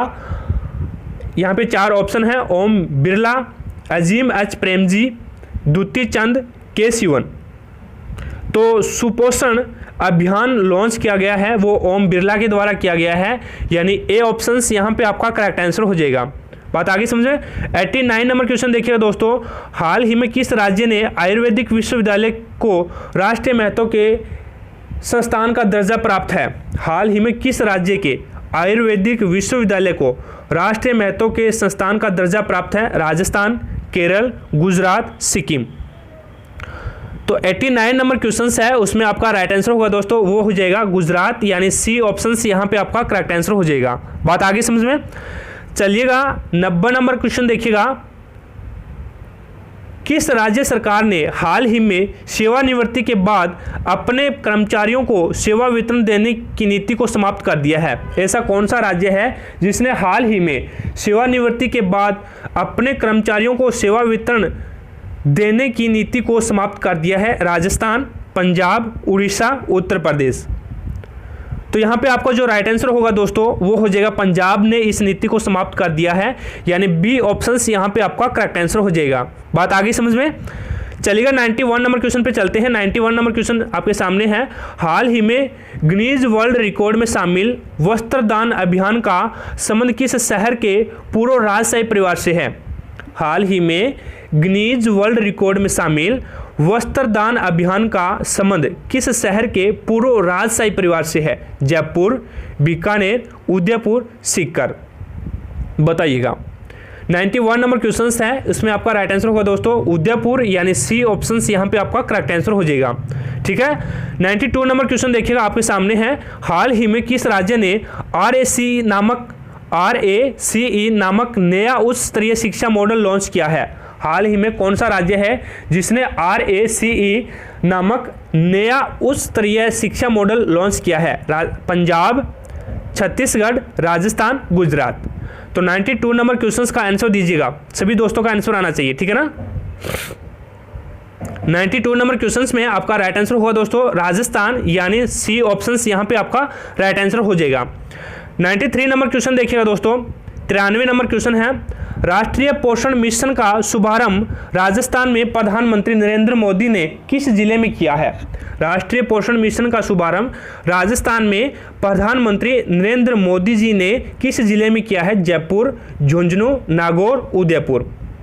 बताइएगा। 93 नंबर क्वेश्चंस में आपका राइट आंसर होगा दोस्तों वो होगा झुंझुनू में, यानी बी ऑप्शंस यहाँ पे आपका करेक्ट आंसर हो जाएगा। ठीक है। 94 नंबर क्वेश्चन देखिएगा दोस्तों आपके सामने है, केंद्र सरकार के द्वारा राजस्थान के किस शहर को लिवेबल सिटी इंडेक्स में शामिल नहीं किया गया? केंद्र सरकार के द्वारा राजस्थान के किस शहर को लिवेबल सिटी इंडेक्स में शामिल नहीं किया गया है? 4 ऑप्शंस दिए गए आपको, जयपुर, अजमेर, सीकर, उदयपुर। तो 94 नंबर जो क्वेश्चंस है उसमें आपका राइट आंसर होगा दोस्तों वो हो जाएगा सीकर को, यानी सी ऑप्शंस यहाँ पे आपका करेक्ट आंसर हो जाएगा। चलिएगा 95 नंबर क्वेश्चन देखिएगा। 95 नंबर क्वेश्चन से आपके सामने है, मार्च 2020 में अंतर्राष्ट्रीय नौसैनिक कार्यक्रम मिलन की मेजबानी करने के लिए कौन सा शहर निर्धारित है? मार्च 2020 में अंतर्राष्ट्रीय नौसैनिक कार्यक्रम मिलन की मेजबानी करने के लिए कौन सा शहर निर्धारित है? विशाखापट्टनम, गोवा, कोचीन, मुंबई। तो 95 में आपका राइट आंसर होगा विशाखापट्टनम, यानी ए ऑप्शंस यहाँ पे आपका राइट आंसर हो जाएगा। बात आगे समझ में। यहाँ पे हमारे जो 35 क्वेश्चन थे ब भाग के वो यहाँ पे क्लियर हो जाते हैं, कंप्लीट हो जाते हैं। अब उसके बाद में सप्लीमेंट परीक्षा आती है, यानी महिला, स्त्रियों एवं बालकों के विरुद्ध जो अपराध वाले 10 क्वेश्चन जोड़े गए थे आपको 6 पार्ट में, वो भाग आता है। ठीक है ना। इसमें हम 10 क्वेश्चंस करने वाले हैं। ठीक है ना। क्लास अच्छी लग रही है तो दोस्तों लाइक कर दो, या चैनल पे नए हो तो चैनल को सब्सक्राइब कर लेना, पास में लगे बेल आइकन को प्रेस कर लेना, ताकि जैसे ही अन्य वीडियो डालें तो उसका नोटिफिकेशन सबसे पहले आपके पास पहुंच जाए। ठीक है ना। शेयर नहीं किया अपने दोस्तों के पास तो शेयर कर दीजिएगा, ताकि सभी दोस्तों को इस मॉडल पेपर से लाभ मिल सके। बात आ गई ना समझ में।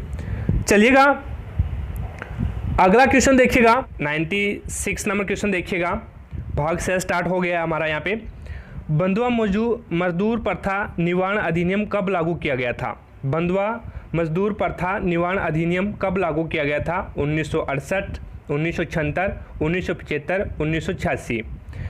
तो यहाँ पे आपका जो राइट आंसर होगा दोस्तों वो हो जाएगा 1976 में, यानी बी ऑप्शन यहाँ पे आपका करेक्ट आंसर हो जाएगा। ठीक है ना, 1976 में बंधुआ मजदूर प्रथा निवारण अधिनियम लागू कर दिया गया था। चलिएगा नेक्स्ट क्वेश्चन पे चलते हैं। अगला क्वेश्चन देखिएगा, 97 नंबर क्वेश्चन है, निम्नलिखित में से कौन सा शारीरिक हिंसा नहीं है? निम्नलिखित में से कौन शारीरिक हिंसा नहीं है? मारपीट करना, बालकों के साथ लैंगिक दुर्व्यवहार, ठोकर मारना या किसी अन्य रीति से शारीरिक पीड़ा या क्षति पहुंचाना। कौन सा शारीरिक हिस्सा नहीं है ये बताना आपको। 97 में आपका राइट आंसर हो जाएगा दोस्तों बालकों के साथ लैंगिक दुर्व्यवहार करना, यानी बी ऑप्शन यहाँ पे आपका करेक्ट आंसर हो जाएगा। ये शारीरिक हिंसा के अंतर्गत नहीं आता है। 98 नंबर क्वेश्चन देखिएगा दोस्तों, 98 नंबर क्वेश्चन आपके सामने है, निम्नलिखित में से कौन सा अनुच्छेद मानव के दुर्व्यवहार एवं बेगार का प्रतिषेध करता है? निम्नलिखित में से कौन सा आर्टिकल है जो मानव के दुर्व्यापार एवं बेगार का प्रतिषेध करता है? आर्टिकल 33, आर्टिकल 27, आर्टिकल 23, आर्टिकल 19 बताइएगा। 98 नंबर क्वेश्चंस बताइएगा। तो यहाँ पे जो आपका राइट आंसर होगा दोस्तों वो हो जाएगा आर्टिकल 23, यानी आर्टिकल 23 है, वो मानव के दुर्व्यापार एवं बेगार का प्रतिषेध करता है। बात आगे ना समझ में, सी ऑप्शन यहाँ पे आपका करेक्ट आंसर हो जाएगा। चलिएगा 99 पे चलते हैं। क्वेश्चन नंबर 99 आपके सामने है, भारतीय दंड संहिता 1860 की कौन सी धारा में गर्भपात के बारे में प्रावधान किया गया है? कौन सी धाराएं हैं जिसमें गर्भपात के बारे में प्रावधान किया गया है? तो यहाँ पे धाराएं दी गई है 4 ऑप्शंस में आपको, धारा 312, 313 एवं 314, धारा 312, 325, 326, धारा 310, 313, 320, धारा 311, 316, 318। तो यहाँ पे जो आपका राइट आंसर होगा दोस्तों 99 में वो होगा धारा 312, 313 और 314, यानी ए ऑप्शन से यहाँ पे आपका करेक्ट आंसर हो जाएगा। ठीक है ना, धारा गर्भपात के बारे में जो प्रावधान करती है वो धारा 312, 313 और 314 करती है। 10 नंबर क्वेश्चन 100 नंबर क्वेश्चन देखिएगा दोस्तों, आईपीसी की किस धारा के अंतर्गत यौन उत्पीड़न को दंडनीय अपराध घोषित किया गया है? आईपीसी की किस धारा के अंतर्गत यौन उत्पीड़न को दंडनीय अपराध घोषित किया गया है? धारा 354, धारा 341, धारा 360, धारा 357।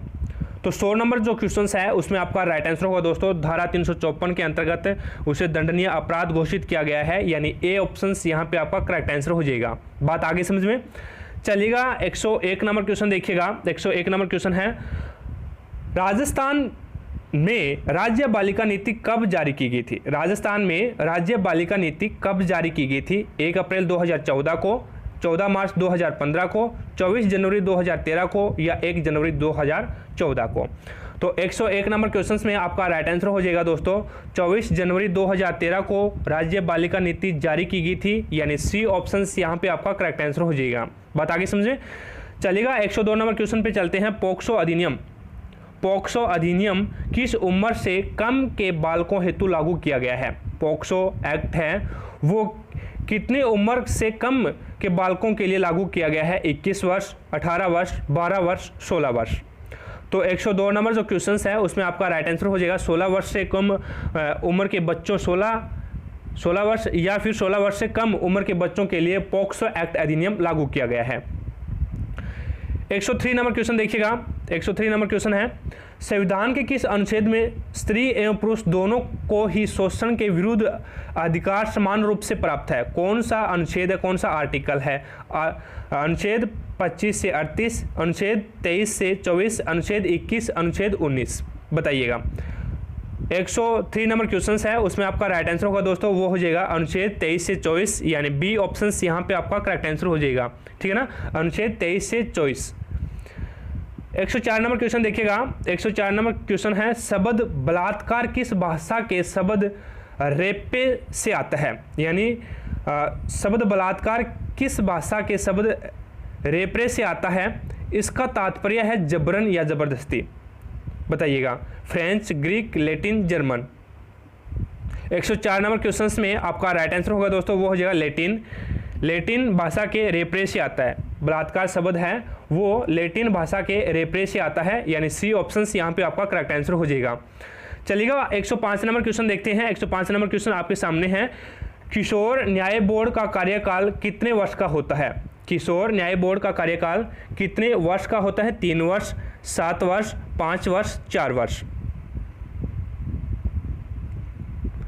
तो 105 नंबर क्वेश्चंस में आपका जो राइट आंसर होगा दोस्तों वो हो जाएगा 3 वर्ष का होता है, यानी ए ऑप्शन यहाँ पे आपका करेक्ट आंसर हो जाता है। ठीक है ना, 3 वर्ष किशोर न्याय बोर्ड का कार्यकाल है वो 3 वर्ष का होता है। तो यहाँ पे अपना जो 6 पार्ट था वो कंप्लीट हो जाता है। 10 क्वेश्चन हमने यहाँ पे कंप्लीट कर लिए। अब हमारा भाग द आता है जिसमें राजस्थान जीके है, और इसमें हमने 45 क्वेश्चंस कंप्लीट करने हैं। ठीक है ना, 45 क्वेश्चंस हम इसमें कंप्लीट करेंगे। बात आगे समझो, राजस्थान जीके देखिएगा। 106 नंबर क्वेश्चन देखिएगा आपके सामने है, मजार ए फकरी कहाँ स्थित है? मजार ए फकरी कहाँ स्थित है? जैसलमेर, बाड़मेर, जोधपुर, डूंगरपुर। तो यहाँ पे जो आपका राइट आंसर होगा दोस्तों वो हो जाएगा डूंगरपुर में है, यानी डी ऑप्शन यहाँ पे आपका करेक्ट आंसर हो जाएगा। मजार ए फकरी कहाँ स्थित है? तो डूंगरपुर में स्थित है। बात आगे समझ में। 107 नंबर क्वेश्चन देखिएगा आपके सामने है, डूंगरपुर स्थित नौलखा बावड़ी कब बनाई गई थी? डूंगरपुर स्थित नौलखा बावड़ी है वो कब बनाई गई थी? 1570 में, 1591 में, 1586 में या फिर 1500 में। तो 107 नंबर क्वेश्चंस में आपका राइट आंसर होगा दोस्तों वो हो जाएगा 1586 में, यानी सी ऑप्शंस यहाँ पे आपका करेक्ट आंसर हो जाएगा। ठीक है ना, डूंगरपुर स्थित नौलखा बावड़ी है वो 1586 में बनाई गई थी। 108 नंबर क्वेश्चन देखिएगा दोस्तों, निम्नलिखित में से किसे सपनों में बने मंदिर के नाम से जाना जाता है? निम्नलिखित में से किसे सपनों में बने मंदिर के नाम से जाना जाता है? 4 ऑप्शंस आपके सामने, मच्छिंद्रनाथ का मंदिर, जगदीश जी का मंदिर, शास्त्र बाहु का मंदिर या पार्श्वनाथ का मंदिर। तो सपनों में बने मंदिर के नाम से जाना जाता है दोस्तों वो जगदीश जी के मंदिर को हम सपनों में बने हुए मंदिर के नाम से जानते हैं। बात आगे समझ में। चलिएगा 109 नंबर क्वेश्चन, नेक्स्ट क्वेश्चन देखिएगा, भगवान शिव की प्रतिष्ठा में कितने ज्योतिर्लिंग स्थापित हैं? भगवान शिव की प्रतिष्ठा में कितने ज्योतिर्लिंग स्थापित किए गए हैं? 12, 18, 24, 15। तो 109 नंबर जो क्वेश्चन है उसमें आपका राइट आंसर होगा दोस्तों 12, यानी ए ऑप्शन यहाँ पे आपका करेक्ट आंसर हो जाएगा। भगवान शिव की प्रतिष्ठा में 12 ज्योतिर्लिंग स्थापित किए गए हैं। 110 नंबर क्वेश्चन देखिएगा आपके सामने है, हजूर साहब का गुरुद्वारा किसकी याद में बना था? हजूर साहब का गुरुद्वारा किसकी याद में बना था? गुरु रामदास की याद में, गुरु नानक की याद में, गुरु गोविंद सिंह की याद में या गुरु तेग बहादुर की याद में? तो 110 नंबर क्वेश्चन है उसमें आपका राइट आंसर हो जाएगा गुरु नानक की याद में, यानी बी ऑप्शन यहाँ पे आपका राइट आंसर हो जाएगा। चलिएगा नेक्स्ट क्वेश्चन पे चलते हैं। अगला क्वेश्चन देखिएगा, द्वारिकाधीश मंदिर किस नदी के किनारे बना हुआ है? द्वारिकाधीश मंदिर है वो किस नदी के किनारे बना हुआ है? गंभीरी नदी, गोमती नदी, बनास नदी या मथाई नदी? तो 111 नंबर क्वेश्चन है उसमें आपका राइट आंसर हो जाएगा दोस्तों गोमती नदी के किनारे, यानी बी ऑप्शन यहाँ पे आपका करेक्ट आंसर हो जाएगा। द्वारिकाधीश मंदिर है वो गोमती नदी के किनारे बना हुआ है। चलिएगा नेक्स्ट क्वेश्चन पे चलते हैं। अगला क्वेश्चन देखिएगा, जहांगीर के शासनकाल में नादिर उल असर की उपाधि किसे दी गई थी? जहांगीर के शासनकाल में नादिर उल असर की उपाधि दी गई थी अबुल हसन को, मीर सैयद अली को, उस्ताद मंसूर को, इनमें से कोई नहीं। तो इस 112 नंबर क्वेश्चन है उसमें आपका राइट आंसर हो जाएगा उस्ताद मंसूर को नादिर उल असर की उपाधि दी गई थी। सी ऑप्शन यहाँ पे आपका करेक्ट आंसर हो जाएगा। नेक्स्ट क्वेश्चन देखिए दोस्तों, पछेली क्या है? पछेली क्या है? स्त्रियों के हाथ का एक आभूषण है, स्त्रियों के नाक का एक आभूषण है, या फिर स्त्रियों के कमर का एक आभूषण है, या फिर स्त्रियों के सिर का एक आभूषण है? तो 113 नंबर क्वेश्चन है उसमें आपका राइट आंसर हो जाएगा स्त्रियों के हाथ का एक आभूषण है। पछेली स्त्रियों के हाथ का एक आभूषण होता है। नेक्स्ट क्वेश्चन देखिए दोस्तों, नेक्स्ट क्वेश्चन आपके सामने है, मंसूर तथा मनोहर किसके दरबार के मुख्य चित्रकार थे? मंसूर तथा मनोहर किसके दरबार के मुख्य चित्रकार थे? 4 ऑप्शन है आपके सामने, शाहजहां, जहांगीर, औरंगजेब, अकबर। तो 114 नंबर क्वेश्चन है उसमें आपका राइट आंसर होगा दोस्तों वो हो जाएगा अकबर के, यानी डी ऑप्शन यहाँ पे आपका करेक्ट आंसर हो जाएगा। 115 नंबर क्वेश्चन देखिएगा दोस्तों, हाथी समारोह कहाँ का प्रसिद्ध है? हाथी समारोह है वो कहाँ का प्रसिद्ध है? पुष्कर का, जयपुर का, भरतपुर का, अलवर का। तो हाथी समारोह है वो जयपुर का प्रसिद्ध है दोस्तों, यानी बी ऑप्शन यहाँ पे आपका करेक्ट आंसर हो जाएगा। 115 नंबर क्वेश्चंस में बी ऑप्शन यहाँ पे आपका राइट आंसर हो जाएगा, ठीक है ना। साथ साथ में क्लास को लाइक करते रहे। जिसने भी क्लास को लाइक नहीं किया ना, तो दोस्तों आपका फर्ज बनता है क्लास को लाइक करने का और ज़्यादा से ज़्यादा अपने दोस्तों के पास शेयर करने का, ठीक है ना। जितने भी आपके पास फेसबुक ग्रुप है, व्हाट्सएप ग्रुप है, उन सभी पे क्लास का शेयर मार दीजिएगा, ताकि सभी दोस्तों को इस राजस्थान पुलिस के मॉडल पेपर का लाभ मिल सके, ठीक है ना। चलिएगा 116 नंबर क्वेश्चन देखिएगा आपके सामने है। प्रथम आंग्ल मराठा युद्ध किस संधि द्वारा समाप्त हुआ था? प्रथम आंग्ल मराठा युद्ध किस संधि के द्वारा समाप्त हुआ था? पुरंदर की संधि, बसीन की संधि, सालबाई की संधि या फिर सूरत की संधि? तो 116 नंबर जो क्वेश्चन है उसमें आपका राइट आंसर होगा दोस्तों, वो हो जाएगा सालाबाई की संधि, यानी सी ऑप्शन यहाँ पे आपका राइट आंसर हो जाएगा। सालबाई की संधि के द्वारा प्रथम आंग्ल मराठा युद्ध है वो समाप्त हो गया था। 117 नंबर क्वेश्चन देखिएगा आपके सामने है। तोरण किस जातीय दल का है? तोरमान किस जातीय दल का था? तोरमान किस जातीय दल का था? युच्ची, हूण, शक, स्टीयन। 117 नंबर क्वेश्चन में आपका जो राइट आंसर होगा दोस्तों वो हो जाएगा हूण, यानी बी ऑप्शन यहाँ पे आपका राइट आंसर हो जाएगा। तोरमान है वो हूण जातीय दल का था। नेक्स्ट क्वेश्चन देखिएगा दोस्तों आपके सामने है। किस कलाकार ने गोपीचंद व हीर रांझा तमाशा प्रारंभ किया था? कौन सा कलाकार था जिसने गोपीचंद तथा हीर रांझा तमाशा प्रारंभ किया था? 4 ऑप्शन है आपके सामने। उदय शंकर, पुरुषोत्तम दास, ज्योति स्वरूप शर्मा, वासुदेव भट्ट। तो 118 नंबर क्वेश्चन है उसमें आपका राइट आंसर होगा दोस्तों, वो हो जाएगा वासुदेव भट्ट ने, यानी बी ऑप्शन यहाँ पे आपका करेक्ट आंसर हो जाएगा। बात आगे समझ में। चलिएगा 119 नंबर क्वेश्चन देखिएगा। नेक्स्ट क्वेश्चन आपके सामने है। बीन किस वाद्य यंत्र का उपनाम है? बीन किस वाद्य यंत्र का उपनाम है? अलगोजे का, सितारा का, सिंगा का, बांसुरी का? बताइएगा। 119 नंबर क्वेश्चन है, बीन किस वाद्य यंत्र का उपनाम है? तो यहाँ पे आपका राइट आंसर हो जाएगा दोस्तों, अलगोजे को हम बीन के नाम से भी जानते हैं, यानी ए ऑप्शन यहाँ पे आपका राइट आंसर हो जाएगा। बात आगे समझ में। नेक्स्ट क्वेश्चन देखिए दोस्तों आपके सामने है। राजस्थान के किस उद्योग समूह की संभावना सबसे अधिक है? राजस्थान के किस उद्योग समूह की संभावना सबसे अधिक है? पशुधन आधारित, कृषि आधारित, खनिज आधारित या इलेक्ट्रॉनिक्स पे आधारित? 120 नंबर क्वेश्चन में आपका राइट आंसर होगा दोस्तों, वो हो जाएगा खनिज आधारित, यानी सी ऑप्शन यहाँ पे आपका करेक्ट आंसर हो जाएगा। बात आगे समझ में। चलिएगा नेक्स्ट क्वेश्चन पे चलते हैं दोस्तों। नेक्स्ट क्वेश्चन है 121 नंबर क्वेश्चन है। कालबेलिया स्कूल ऑफ डांस कहाँ स्थापित किया गया?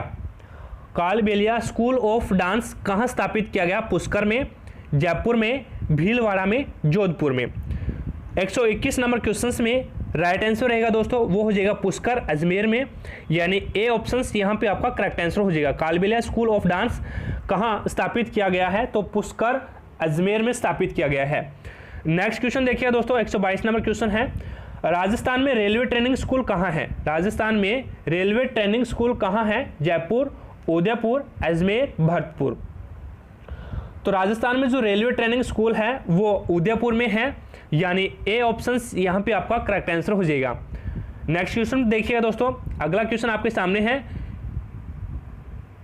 लेलैंड ट्रक कारखाना राज्य में कहाँ स्थित है? लेलैंड ट्रक कारखाना राजस्थान में कहाँ स्थित है? जयपुर में, भरतपुर में, अलवर में, अजमेर में? तो 123 नंबर जो क्वेश्चन है उसमें आपका राइट आंसर होगा दोस्तों, वो हो जाएगा अलवर में, यानी सी ऑप्शन यहाँ पे आपका करेक्ट आंसर हो जाएगा। बात आगे समझ में। नेक्स्ट क्वेश्चन देखिए दोस्तों, इसके 124 नंबर क्वेश्चन है। गिरिल परियोजना संबंधित है? गिरिल परियोजना संबंधित है अणुशक्ति से, जल विद्युत से, ताप विद्युत से या फिर पवन ऊर्जा से? 124 नंबर क्वेश्चन है उसमें आपका राइट आंसर होगा दोस्तों, वो हो जाएगा ताप विद्युत से, यानी सी ऑप्शन यहाँ पे आपका करेक्ट आंसर हो जाएगा। गिरिल परियोजना है वो ताप विद्युत से संबंधित है। 125 नंबर क्वेश्चन देखिएगा दोस्तों आपके सामने है। धारी संस्कार राजस्थान की किस जनजाति में प्रचलित है? धारी संस्कार राजस्थान की किस जनजाति में प्रचलित है? मीणा, भील, सहरिया, ग्रासिया? तो 125 नंबर क्वेश्चन है उसमें आपका राइट आंसर हो जाएगा दोस्तों, वो होगा सहरिया में, यानी सी ऑप्शन यहाँ पे आपका करेक्ट आंसर हो जाएगा। नेक्स्ट क्वेश्चन देखिएगा, वनेश्वर मेले का आयोजन किस दिन किया गया? वनेश्वर मेले का आयोजन है वो किस दिन किया गया? माघ पूर्णिमा को, श्रावण पूर्णिमा को, कार्तिक पूर्णिमा को या वैशाख पूर्णिमा को? वनेश्वर मेले का आयोजन किस दिन किया जाता है? तो 126 नंबर क्वेश्चन है, उसमें आपका राइट आंसर होगा दोस्तों वो हो जाएगा माघ पूर्णिमा को, यानी बी ऑप्शन यहाँ पे आपका करेक्ट आंसर हो जाएगा माघ पूर्णिमा। बात आगे समझ में। 127 नंबर क्वेश्चन देखिएगा, मैग्नीज का सर्वाधिक उत्पादन किस जिले में होता है? मैग्नीज का सर्वाधिक उत्पादन किस जिले में होता है? सिरोही में, अजमेर में, टोंक में, उदयपुर में? तो 127 नंबर क्वेश्चन है, उसमें आपका राइट आंसर होगा दोस्तों वो हो जाएगा उदयपुर में, यानी डी ऑप्शन यहाँ पे आपका करेक्ट आंसर हो जाएगा। मैग्नीज का सर्वाधिक उत्पादन है वो उदयपुर में होता है। बात आगे समझ में। नेक्स्ट क्वेश्चन देखिएगा दोस्तों, 128 नंबर क्वेश्चन है, बाबू महाराज का मेला किस जिले में भरता है? बाबू महाराज का मेला किस जिले में भरता है? भरतपुर, अजमेर, धौलपुर, करौली? तो 128 नंबर क्वेश्चन है, उसमें आपका राइट आंसर होगा दोस्तों वो हो जाएगा धौलपुर में, यानी सी ऑप्शन यहाँ पे आपका करेक्ट आंसर हो जाएगा। नेक्स्ट क्वेश्चन देखिए दोस्तों आपके सामने है, प्रदेश में राजस्थान किसान आयोग का गठन किस वर्ष किया गया? प्रदेश में राजस्थान किसान आयोग का गठन किस वर्ष किया गया? 4 ऑप्शंस आपके सामने, 2012, 2009, 2011, 2010। तो 129 नंबर क्वेश्चन है, उसमें आपका राइट आंसर होगा दोस्तों 2011, यानी सी ऑप्शन यहाँ पे आपका करेक्ट आंसर हो जाएगा। चलिएगा नेक्स्ट क्वेश्चन पे चलते हैं। अगला क्वेश्चन देखिएगा दोस्तों, अमरूद का सेंटर ऑफ एक्सीलेंस कहाँ बनाया जाएगा? अमरूद का सेंटर ऑफ एक्सीलेंस कहाँ बनाया जाएगा? 4 ऑप्शंस है, टोंक, करौली, सवाई माधोपुर, कोटा। तो 130 नंबर क्वेश्चन है, उसमें आपका राइट आंसर हो जाएगा दोस्तों टोंक में, यानी ए ऑप्शन यहाँ पे आपका करेक्ट आंसर हो जाएगा। बात आगे समझ में। चलिएगा नेक्स्ट क्वेश्चन पे चलते हैं। नेक्स्ट क्वेश्चन आपके सामने है, 131 नंबर क्वेश्चन है, किरतार बामनी के लेखक हैं? किरतार बामनी के लेखक हैं, 4 ऑप्शन है, हेमरतन, दुर्सा आडा, विजयदान देथा, डॉक्टर दशरथ शर्मा। तो किरतार बामनी के जो लेखक हैं वो हैं दुर्सा आडा, यानी बी ऑप्शन यहाँ पे आपका करेक्ट आंसर हो जाएगा। नेक्स्ट क्वेश्चन देखिए दोस्तों, अगला क्वेश्चन आपके सामने है, नागरी चरम शिल्प कहाँ की प्रसिद्ध है? नागरी चरम शिल्प कहाँ की प्रसिद्ध है? जयपुर, जोधपुर, भीनमाल, अजमेर? तो 132 नंबर क्वेश्चन में आपका राइट आंसर हो जाएगा दोस्तों वो हो जाएगा जयपुर की, यानी ए ऑप्शन यहाँ पे आपका राइट आंसर हो जाएगा। जयपुर की प्रसिद्ध जूतियों को हम नागरी के नाम से जानते हैं, ठीक है ना। जयपुर की प्रसिद्ध जूतियों को हम नागरी के नाम से जानते हैं, तो नागरी चरम शिल्प कहाँ की प्रसिद्ध है? तो जयपुर की प्रसिद्ध हो जाएगी, ठीक है। चलिएगा 133 नंबर क्वेश्चन पे चलते हैं, ड्रैगन फ्रूट की कृषि हेतु सेंटर ऑफ एक्सीलेंस कहाँ प्रारंभ किया गया?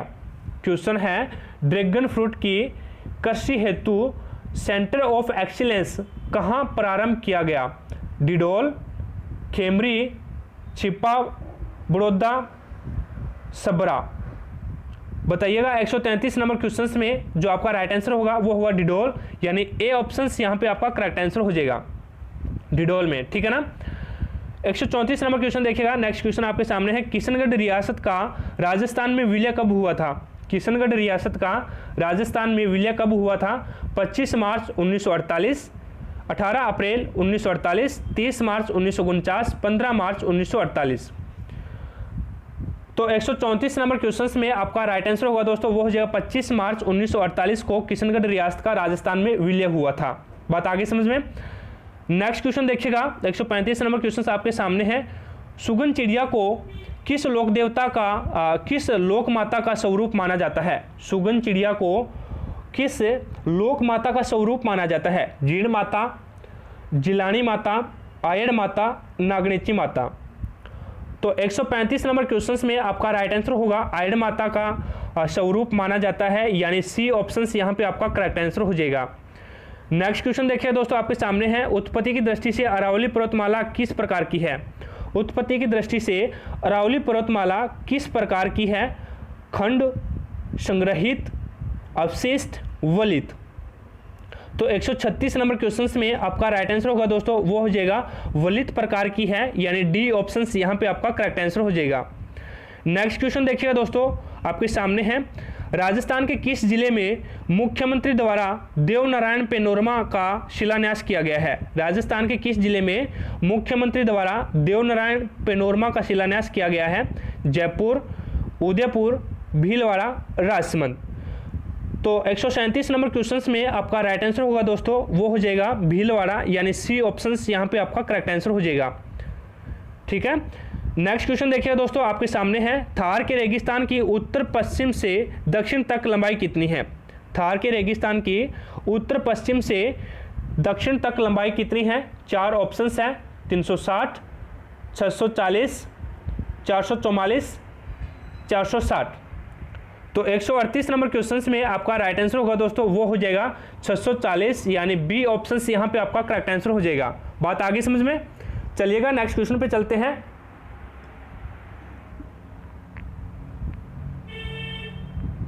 नेक्स्ट क्वेश्चन आपके सामने है, राजस्थान का तापमान शीतकाल में कितना रहता है? राजस्थान का तापमान शीतकाल में कितना रहता है?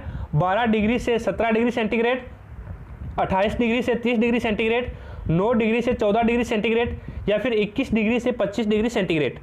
तो 139 नंबर क्वेश्चंस में आपका राइट आंसर हो जाएगा 12 डिग्री से 17 डिग्री सेंटीग्रेड के मध्य रहता है शीतकाल में। ठीक है ना, सर्दियों में जो टेम्परेचर रहता है वो 12 डिग्री से 17 डिग्री के बीच रहता है। 140 नंबर क्वेश्चन देखिएगा, आपके सामने है दोस्तों, राजस्थान में भारतीय मौसम विभाग की वेधशाला कहाँ स्थित है? राजस्थान में भारतीय मौसम विभाग की वेधशाला कहाँ स्थित है? कोटा, जयपुर, बीकानेर, जोधपुर।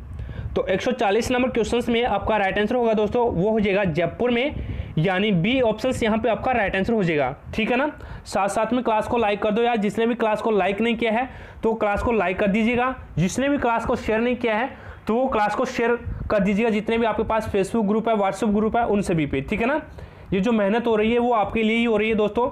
ठीक है ना, तो आपका भी हक बनता है क्लास को लाइक करने का और ज़्यादा से ज़्यादा शेयर करने का। चैनल पे नए हैं तो चैनल को सब्सक्राइब कर लेना दोस्तों, पास में लगे बेल आइकन को प्रेस कर लेना, ताकि जैसे ही अन्य मैं मॉडल पेपर डालूं राजस्थान पुलिस का या फिर राजस्थान पटवारी का, तो उसका नोटिफिकेशन सबसे पहले आपके पास पहुंच जाए और आप तुरंत उसका लाभ उठा सको। ठीक है ना, तो देखिएगा 141 नंबर क्वेश्चन आपके सामने है, राजस्थान का वह जिला जहां न्यूनतम वातपोत्सर्जन मिलता है? राजस्थान का वह जिला जहां न्यूनतम वातपोत्सर्जन मिलता है? 4 ऑप्शंस हैं, डूंगरपुर, उदयपुर, बांसवाड़ा, अजमेर। तो 141 नंबर क्वेश्चंस में आपका राइट आंसर होगा दोस्तों, वो हो जाएगा बांसवाड़ा, यानी सी ऑप्शंस यहाँ पे आपका करेक्ट आंसर हो जाएगा। चलिएगा 142 नंबर क्वेश्चंस आपके सामने हैं, अवनलिका अपर्दन समस्या से सर्वाधिक प्रभावित जिला कौन सा है? अवनलिका अपर्दन से समस्या है उससे प्रभावित सर्वाधिक प्रभावित जिला कौन सा है? धौलपुर, कोटा, सवाईमाधोपुर, जयपुर। तो 142 नंबर क्वेश्चंस में आपका राइट आंसर होगा दोस्तों, वो हो जाएगा कोटा, यानी बी ऑप्शंस यहाँ पे आपका करेक्ट आंसर हो जाएगा। ठीक है ना, कोटा। चलिएगा नेक्स्ट क्वेश्चन देखते हैं। अगला क्वेश्चन आपके सामने है, राजस्थान में वाटर सफारी से संबंधित नदी कौन सी है? राजस्थान में वाटर सफारी से संबंधित नदी कौन सी है? बाणगंगा, बनास, चंबल, माही। तो देखिएगा 143 नंबर क्वेश्चंस में आपका राइट आंसर होगा, वो होगा सी ऑप्शंस यहाँ पे आपका करेक्ट आंसर हो जाएगा चंबल। ठीक है ना, राज्य में वाटर सफारी से संबंधित नदी है वो चंबल नदी है। नेक्स्ट क्वेश्चन पे चलते हैं। अगला क्वेश्चन देखिएगा, चैतन्य महाप्रभु किस संप्रदाय से संबंधित है? चैतन्य महाप्रभु किस संप्रदाय से संबंधित है? शैव, बौद्ध, सूफी, वैष्णव। तो 144 नंबर क्वेश्चंस में आपका राइट आंसर होगा दोस्तों, वो हो जाएगा वैष्णव धर्म से संबंधित है, वैष्णव संप्रदाय से संबंधित है, यानी डी ऑप्शंस यहाँ पे आपका करेक्ट आंसर हो जाएगा। ठीक है, नेक्स्ट क्वेश्चन देखिएगा, 1857 के विद्रोह को किस उर्दू कवि ने देखा था? 1857 के विद्रोह को किस उर्दू कवि ने देखा था? गालिब, जोकमीर, तुक्की मीर, उपरोक्त सभी। तो 145 नंबर क्वेश्चन में आपका राइट आंसर हो जाएगा दोस्तों, गालिब ने 1857 के विद्रोह को देखा था, ये एक उर्दू कवि थे। ठीक है ना, ए ऑप्शन यहाँ पे आपका करेक्ट आंसर हो जाएगा। नेक्स्ट क्वेश्चन देखते हैं दोस्तों। अगला क्वेश्चन देखिएगा, राज्य की पहली ऑर्गेनिक मंडी किस जिले में खोली जाएगी? राज्य की पहली ऑर्गेनिक मंडी किस जिले में खोली जाएगी? 4 ऑप्शंस आपके सामने, बांसवाड़ा, डूंगरपुर, भीलवाड़ा, उदयपुर। तो 146 नंबर क्वेश्चंस में आपका राइट आंसर होगा दोस्तों, वो हो जाएगा डूंगरपुर में, यानी बी ऑप्शंस यहाँ पे आपका राइट आंसर हो जाएगा। ठीक है, डूंगरपुर में खोली जाएगी।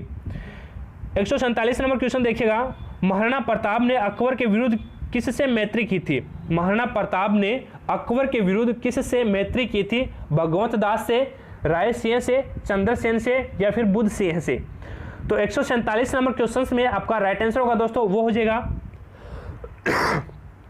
चंद्रसेन से, यानी सी ऑप्शन यहां पे आपका करेक्ट आंसर हो जाएगा। ठीक है ना।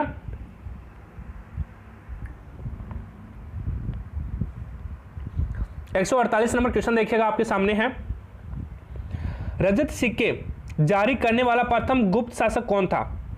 148 नंबर क्वेश्चन है, रजत सिक्के जारी करने वाला प्रथम गुप्त शासक कौन था? कुमारगुप्त, समुद्रगुप्त, चंद्रगुप्त, चंद्रगुप्त द्वितीय।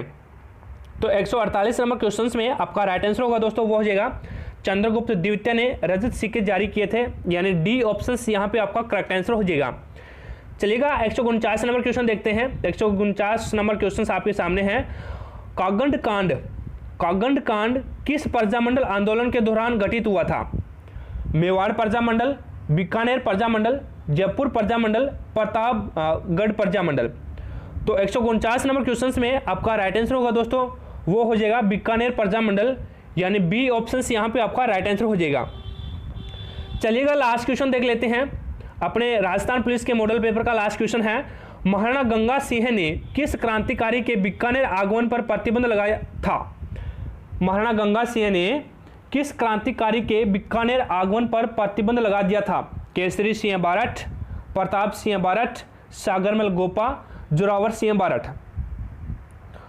तो 150 नंबर क्वेश्चंस में आपका राइट आंसर हो जाएगा दोस्तों प्रताप सिंह बारठ पे, यानी बी ऑप्शन यहाँ पे आपका करेक्ट आंसर हो जाएगा। महाराणा गंगा सिंह ने प्रताप सिंह बारठ क्रांतिकारी था, उसको बीकानेर आगमन पे प्रतिबंध लगा दिया था। ठीक है ना। तो अपना जो राजस्थान पुलिस का जो मॉडल पेपर था वो कंप्लीट हो गया था, कंप्लीट हो गया है। अब आपको क्या है बताना है दोस्तों क्वेश्चनों का लेवल क्या था। ठीक है। और आपने इन 150 क्वेश्चनों में से 150 क्वेश्चनों में से कितने क्वेश्चंस अटेम्प्ट किए हैं तीनों भागों में, चारों भागों में, 4 पार्ट है ना, चारों पार्टों में पास हो या नहीं। ठीक है ना। उसके हिसाब से मुझे कमेंट बॉक्स में कमेंट करके जरूर बताना।